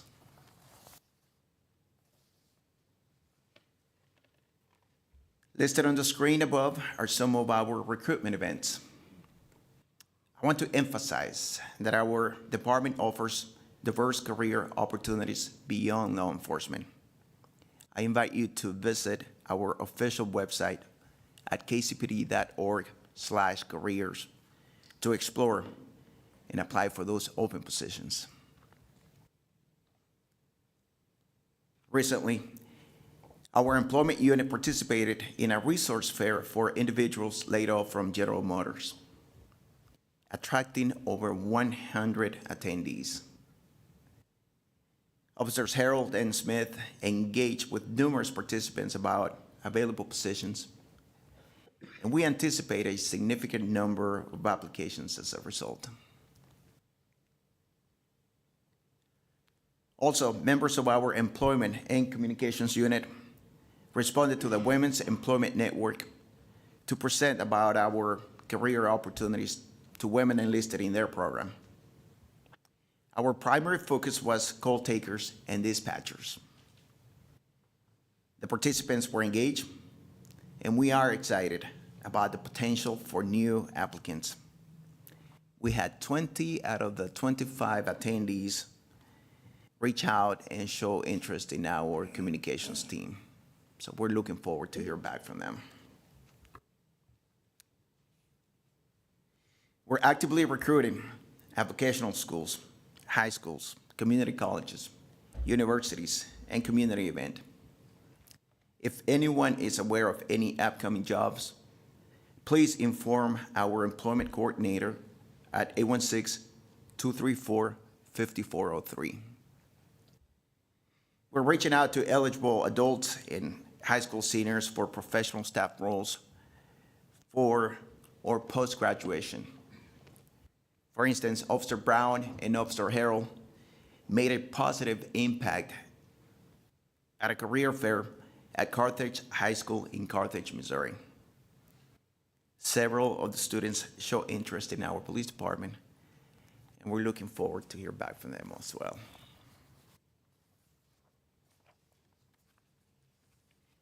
I would like to share some photos of our Explorers program, highlighting the excellent work of Sam Sneed, our polygraph examiner. Sam provided the students with valuable insight into law enforcement careers. This presentation is in addition to his regular responsibilities, which is to conduct polygraph examinations for our police officer candidates. Thank you, Sam, for your dedication. And huge congratulations to the 27 officers who made the sergeant's list. From experience, I know it's a prestigious rank, and I can attest that it's one of the best positions in the police department. Congratulations. We're excited to work with you. Now, regarding our wellness program, our wellness unit members made 279 wellness contacts and facilitated 4 critical incident debriefs between January 8th and January 31st. Wellness contacts can originate from different ways. For example, they can be self-initiated, they can be referrals, at the request of chain of command, as a result of discipline. They can take place during station roll calls, or as members walk through the unit and make contact with our members. To our wellness unit members, thank you for your hard work in supporting our members and the department in their most challenging times. In summary, our department is committed to active recruitment, community engagement, and staff wellness. I encourage everyone to participate in our upcoming recruitment events and explore the opportunities available within our department. For more information, please visit kcpd.org/careers. Thank you for your attention. I am now open to any questions. Thank you. Any questions? Do you ever work with other either city and public safety agencies on some of your recruiting? I'm told that we had a KCFD kind of call taker fair, and they at least told me there were 160 applicants that came out of it. And part of that isn't, although I love our fire department, sometimes it's not just that it's them, it's that they're using the full resources of the city, all of its different departments and all of that. Are you brought in? Do you need to be kind of, what type of collaboration exists there or doesn't? We do. And then, as you can see, our recruiters are pretty much everywhere, and they're actively recruiting, engaging the community. But we also, since we're the largest police department in the metro area, many police departments feel a little bit intimidated by that because we're going to be attracting more of that. So sometimes it is working with other agencies other than police departments that we have the better success. You're talking specifically about the fire department. That's something that we can definitely bridge the gap if we're not already working with KCFD. I don't know what their staffing is, but I'm sure it's not 100, or maybe it is. Right. But those who are still interested in being a call taker dispatcher, where they may not be able to be brought on for KCFD, we'd absolutely welcome them to KCPD. Thank you. And yeah, because kind of my point, you catch it, Chief, is often the city will just do a everything in the city type of fair, so from public works to parks to all of that. Fire, because they'll drive up with a big shiny truck, usually like gets applicants. I mean, you're right to note the numbers Classic kind of hats. interesting. They're the cool guys, they got trucks, they're doing all of these things. The other departments say it too, but what I really want to make sure is you all are always in that same space, whatever that grouping is of city things, so, we all do the same work more efficiently. Make sure we're present in those spaces. Thank you. Thank you.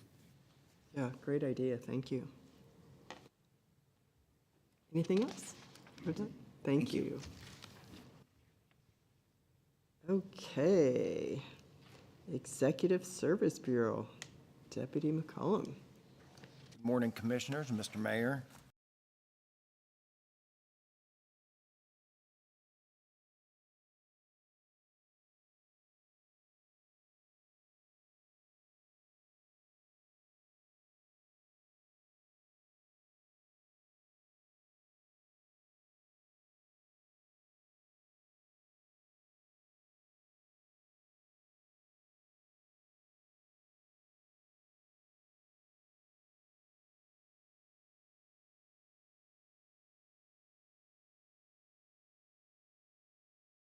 To contractual services.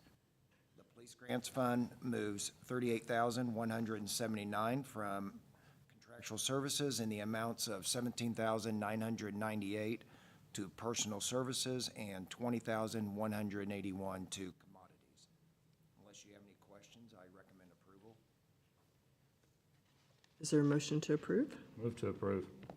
Is there a second? Second? All in favor, say aye. Aye. All opposed? Okay.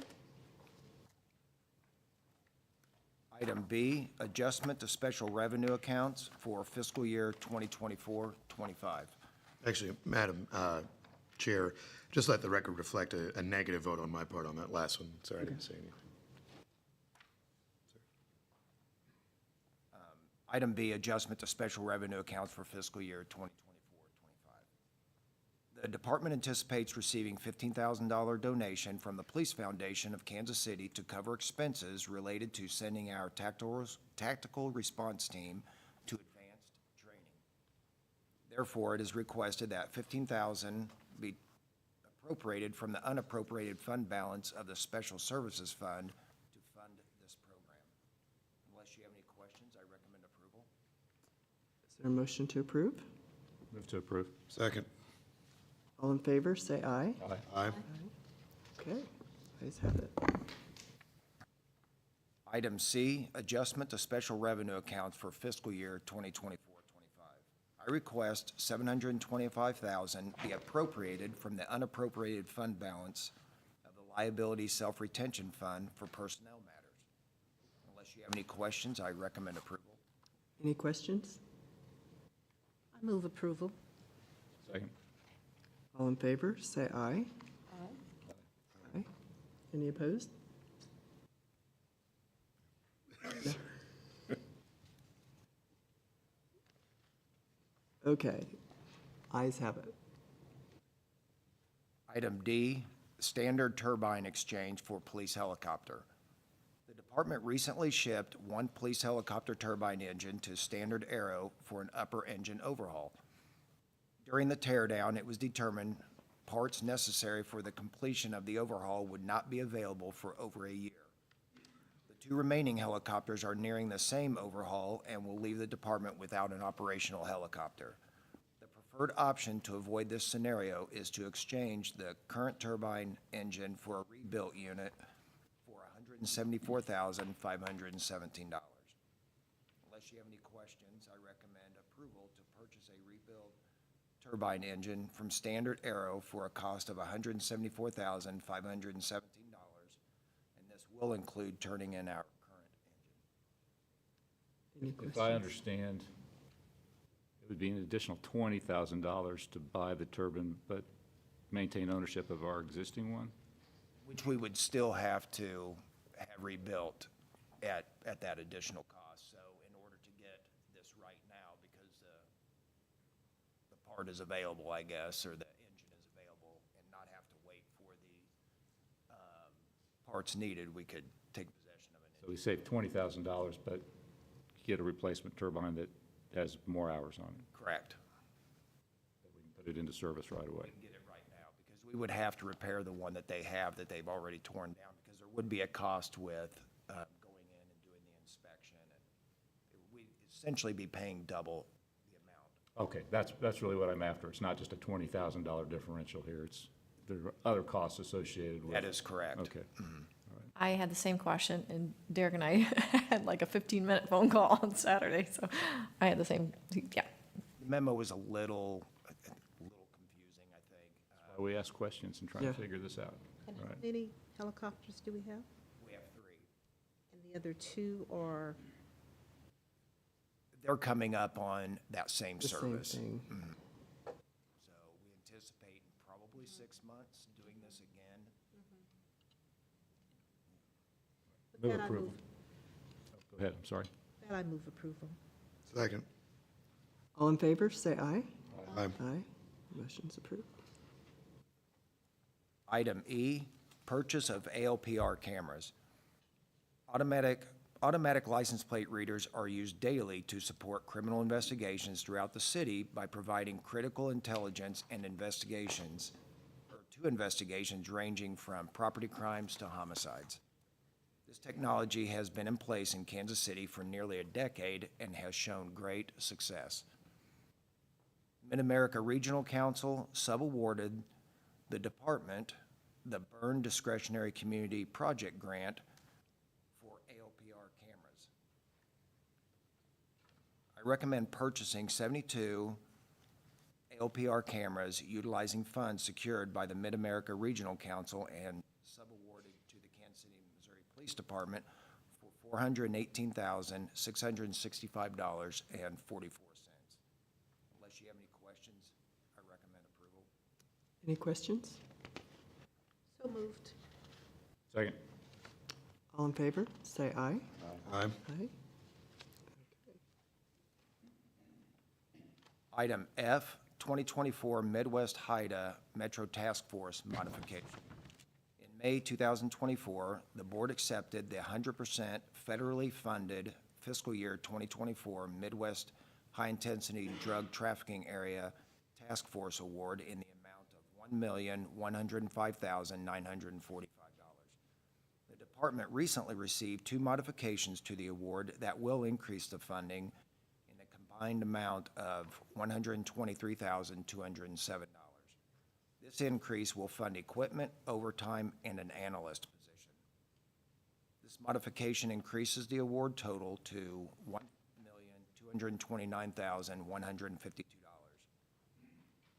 If you do not have any questions, I request your approval to accept this award modification. Any questions? Is there a motion to approve? Move to approve. Second. All in favor? Aye. Aye. Motion's approved. Item G, Uniform RFP 2024-14 Police Uniform Contract. The department recently completed a bid process to select a uniform distributor to supply and assist the department with its uniform conversion. Given the demonstrated customer service, efficiencies, and overall performance, the department recommends awarding the contract to Basingers Police Supply and Gulls LLC. Unless you have any questions, I recommend approval for an anticipated expenditure of $563,055.72. It's a really big vote, but I'll move approval. Second. Any questions? Any questions? No? Okay. All in favor? Aye. Say aye. Okay. You're going to love it, Mayor. I'm glad we have this back. I'm just, we'll balance. Right.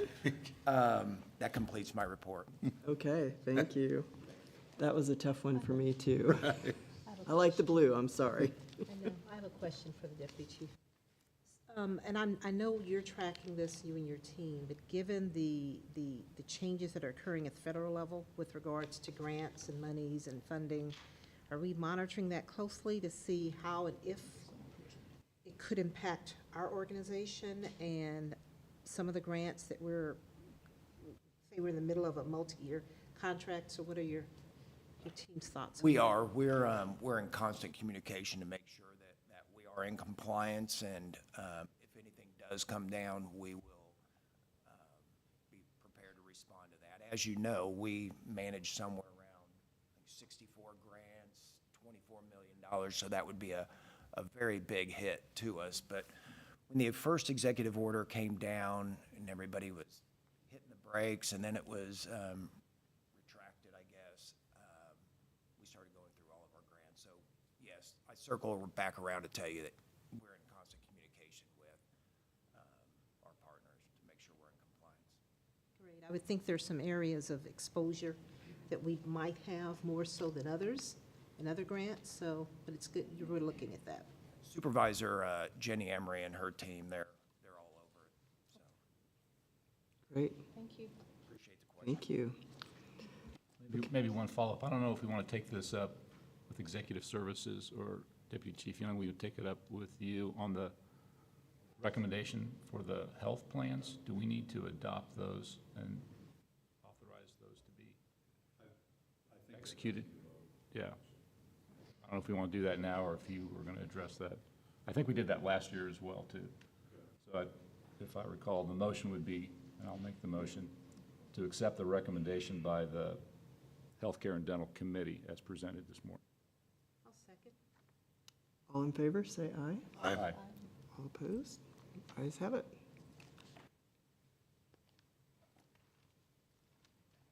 Okay, Good morning. good morning. I have two policies for your approval today under tab F. They are the family and medical leave and selection process for vacancies policies. And if there are no questions, I recommend approval. Any questions? I move approval. Second. All in favor, say aye. Aye. Okay, motion's approved. That's all I have. Thank you. That was easy. All righty. Office of General Counsel, Nathan. Good morning, Commissioners. I have 4 items for you this morning. The first is an update on the inquiry by the United States Department of Justice. As you know, we were notified on September 19th, 2022, that the Civil Rights Division of the DOJ had initiated an investigation into the employment practices of the Kansas City, Missouri Police Department.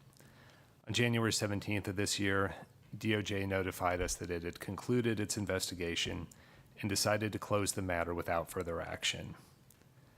While this investigation had been pending for over 2 years, there had been limited action occurring for some time.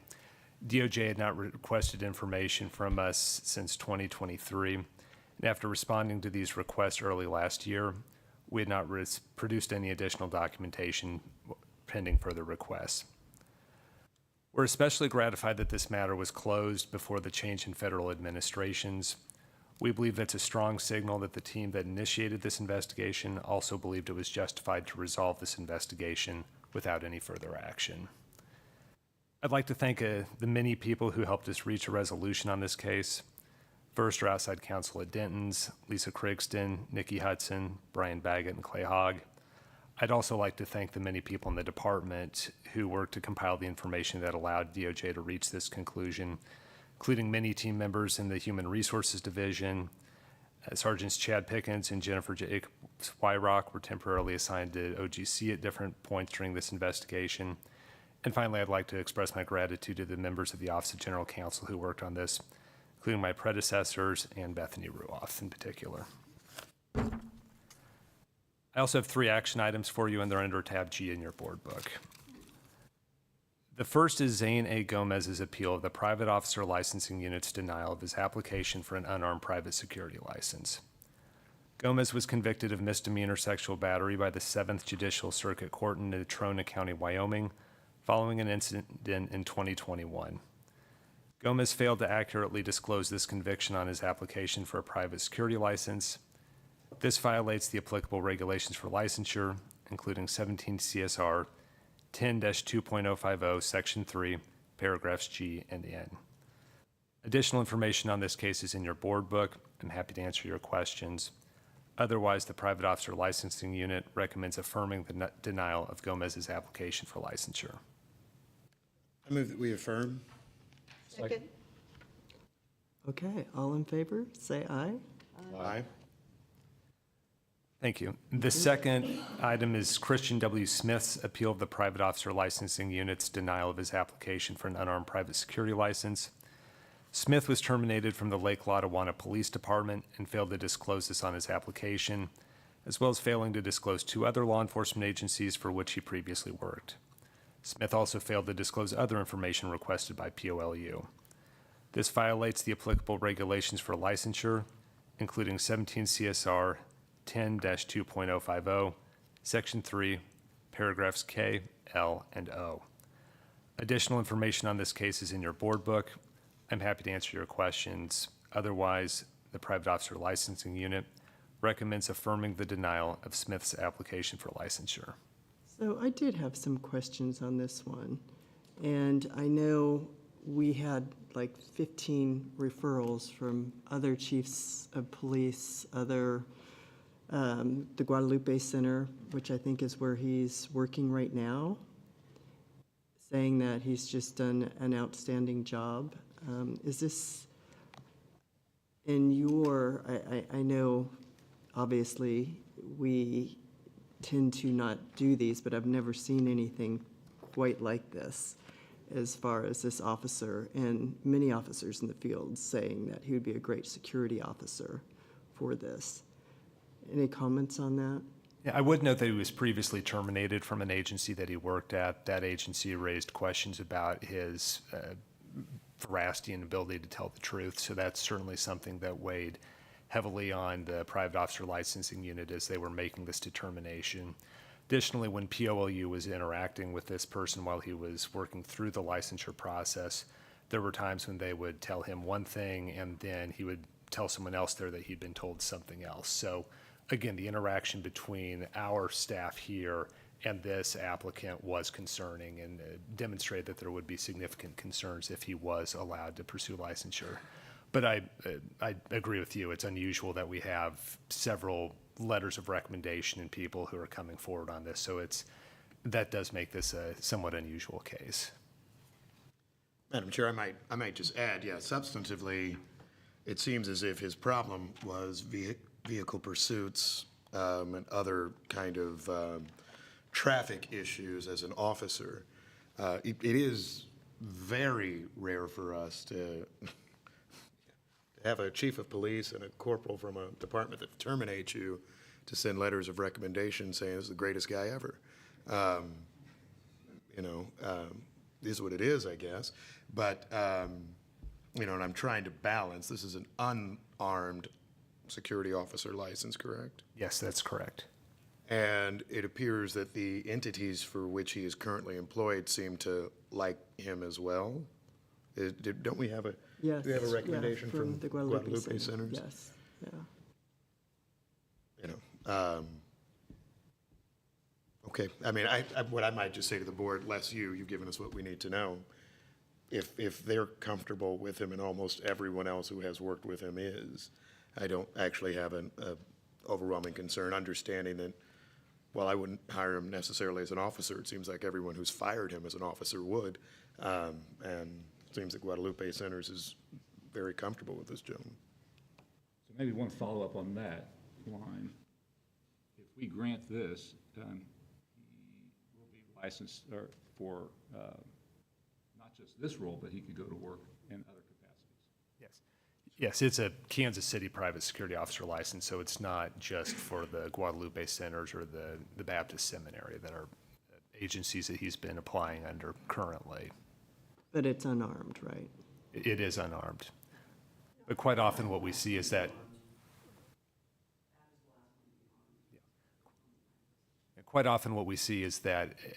when an applicant is licensed initially, that they pursue an unarmed private security license, and then they seek to change that to an armed private security license shortly thereafter. I respect the letters of recommendation. However, I maybe more so respect the due diligence of the PLU. I would move that we affirm the denial.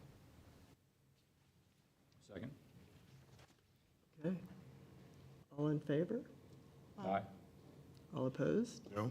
No? So he still loses. Correct. We have 4, all right. Thank you, Commissioners. The third item I have is Hannah M. Yoakum's appeal of the private officer licensing unit's suspension of her unarmed private security license. On November 21st, 2024, the Belton Police Department arrested Yoakum for driving while intoxicated and resisting arrest. Yoakum subsequently failed to notify the POLU of her arrest as required by applicable regulations. Yoakum's conduct violated the applicable regulations for licensure, including 17 CSR 10-2.050, Section 8, and 2.060, Section 8, Paragraph 1. I'm happy to answer your questions. Otherwise, the private officer licensing unit recommends affirming the suspension of Yoakum's unarmed private security license until the adjudication of her pending DWI resisting arrest case. I move approval of, or affirmation of the recommendation. Second. All in favor, say aye. Aye. Aye. Motion's approved. Thank you, Commissioners. Thank you. Thanks, sir. Okay. And Office of Community Complaints, Merrill. All right, good morning. I'm going to forego our statistical report in anticipation of the first quarter report statistics coming out in about a month or so, but also our annual report will be coming out in April as well, and there'll be more of a comprehensive review of statistics from the 2024 calendar year. We're currently still dealing with some of the statistical lag from some of the work that was done in 2024 and wrapping up the review of those investigations. So we'll have a more accurate snapshot at the time of that first quarter report. However, I would like to take a moment to introduce our newest legal analyst. This is Ms. Stephanie Hamilton. She joined us this week. She comes to us from the Bureau of Prisons. We're excited with the addition of Ms. Hamilton to our staff. We're going to be able to do some further work on some of our strategic initiatives, namely our community education, some more community engagement, ride-alongs, things of that nature, so that we're able to get the staff out to educate the public on, police policy and procedure, but also to educate the department and its members on how we operate and address some of the issues and concerns that they may have with our operations. So we just think that we're going to be able to have a more holistic approach to civilian oversight with the addition of Ms. Hamilton. So I give to you, it's Stephanie Hamilton. Welcome. Thank you. Any comments? We're happy to have you. Thank you for allowing me this opportunity. I can't tell you how privileged I feel. The entire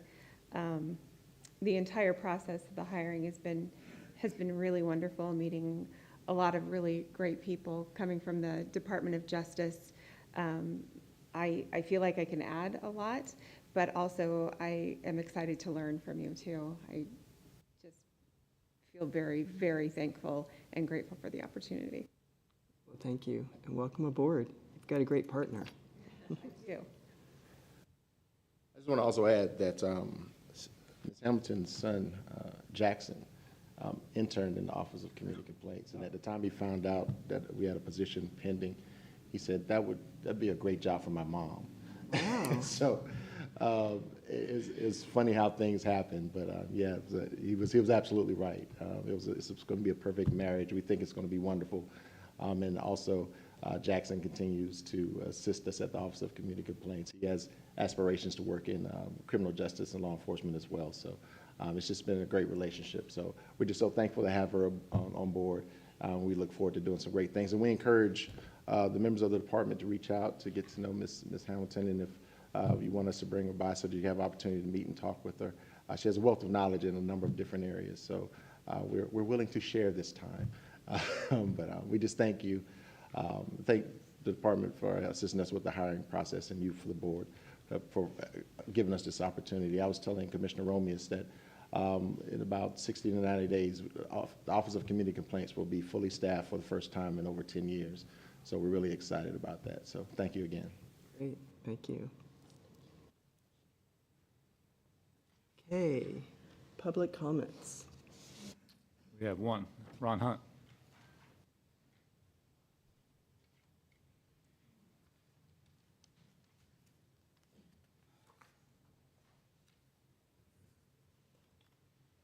Good morning. Morning to the mayor, my beautiful commissioner, and commissioners and the chief. You know, I'm a supporter of the chief. The chief's done a great job. Matter of fact, she's probably one of the best chiefs that we ever had. She's the best lookingest one we ever had, and everybody likes her in the community. I just want to just kind of cover some quick things real quick. Nehemiah, good job. He's a good guy. Him and his department does well. Unfortunately, last week a crime took place in my backyard, and it kind of rattled me a little bit, but I appreciate y'all. I appreciate you. I appreciate the turnaround time, Nehemiah, Mabin, everybody. I really appreciate you guys. I know it's hard to run a department, chief, the way you've been running it. Yes, I did read the DOJ's report, and I wasn't happy with that. Be honest with you, to tell you, I'm hoping this department will continue to be on the road of integrity. When officers are, you're not meeting the goals of the hiring practices. When I see less minority officers out here, and the way that they treat officers in terms of reprimanding them and promoting them, that bothers me. It really bothers. So we got a long ways to go. Got a long ways to go. And Chief, I'll help you. I'll help you point out the bad people in here and out there. We got to make some changes because all men were created equal. I don't understand what I'm reading how you guys can function like that. So I'm disappointed in that. But other than that, I don't know where we at on the jail. I haven't even heard anything about where we're putting these people. I mean, we having young people committing adult crimes, and that bothers me. That really bothers me. Mayor, I don't know what we can do, get with our state legislature, but we got to do something different. Last year, we had a whole lot of teens committing these adult crimes, and these teens get a slap on the wrist. What are we doing? Because more of this is going to happen, so we have to do something different than we did last year because our numbers are not looking good. I tell you, it's very important, I think, Deputy Chiefs, to work with your officers on the field. When I hear that officers doing 12-hour shifts and 6 days a week, that's a lot on an officer, in my judgment. That's a lot. So that's another concern. But I want to say, as a department, I like to see more African Americans in here and on this table right here. I like to see that because right now our civil rights is under attack. And I'll discuss that at a later conversation, but it's under attack. And that's all men and women were created equal. And so I just don't, when I read about this type of stuff and I read about it in depth, I'm just brokenhearted that my tax-paying dollars is going to a division like this. I don't like it. I don't like it. And so you got to change it. You got to change. Make people feel welcome. Make people want to come to work. I'm talking about people that looks like me. It's very important. We're living in an age that wrong seems right and right seems wrong. So let's do something different. Thank you. I know I took a little bit over, but let's do something different. Thank you. Okay, approval of the open session minutes for January? Second. All in favor? Aye. Aye. Okay, it's been approved. Mayor Lucas, any comments? I want to say thank you. The chief noted earlier today, a lot of our major event preparations, even if those major events don't go off, we still always prepare for them. The thing that I've learned being in this seat for a while is every other city does too. So we've been fortunate enough to actually get to celebrate them many times, and the poor folks in places like San Francisco and Philadelphia usually didn't get such things. But I know that we did outstanding work, Major Martinez and others, and I want to commend them as well. And we never quite lose all of our preparation. I think it gets us more ready for things like 2026 FIFA World Cup. I will note in just a few weeks, probably before we meet again, we have that magical Saturday of the Big 12 Championship, the Brookside St. Saturday warm-up parade, and the KC Current home opener all on the same day. Bumped into Sergeant Roark, who said we're going to be ready as always. And so I know a lot of good things come up as we get warmer. So I commend everyone on that. I also want to thank command staff. Recently I had a good discussion with them on property crimes. Meant to send a follow-up email, but this is even better. You know, there's a lot of work that's being done. The one charge I think I shared with the chief, and I'll share with all of you, to the fullest extent we can communicate that with a lot of folks. We have big open public meetings here, but I don't know what it is for our media folks, but media doesn't seem to know how to get to these meetings anymore. So we'll continue to just try to make it as obvious for everyone as possible that there is real work being done. Thank you. Thank you. Commissioner Romius? No comment. Commissioner Whitaker? Nothing more from me. Okay.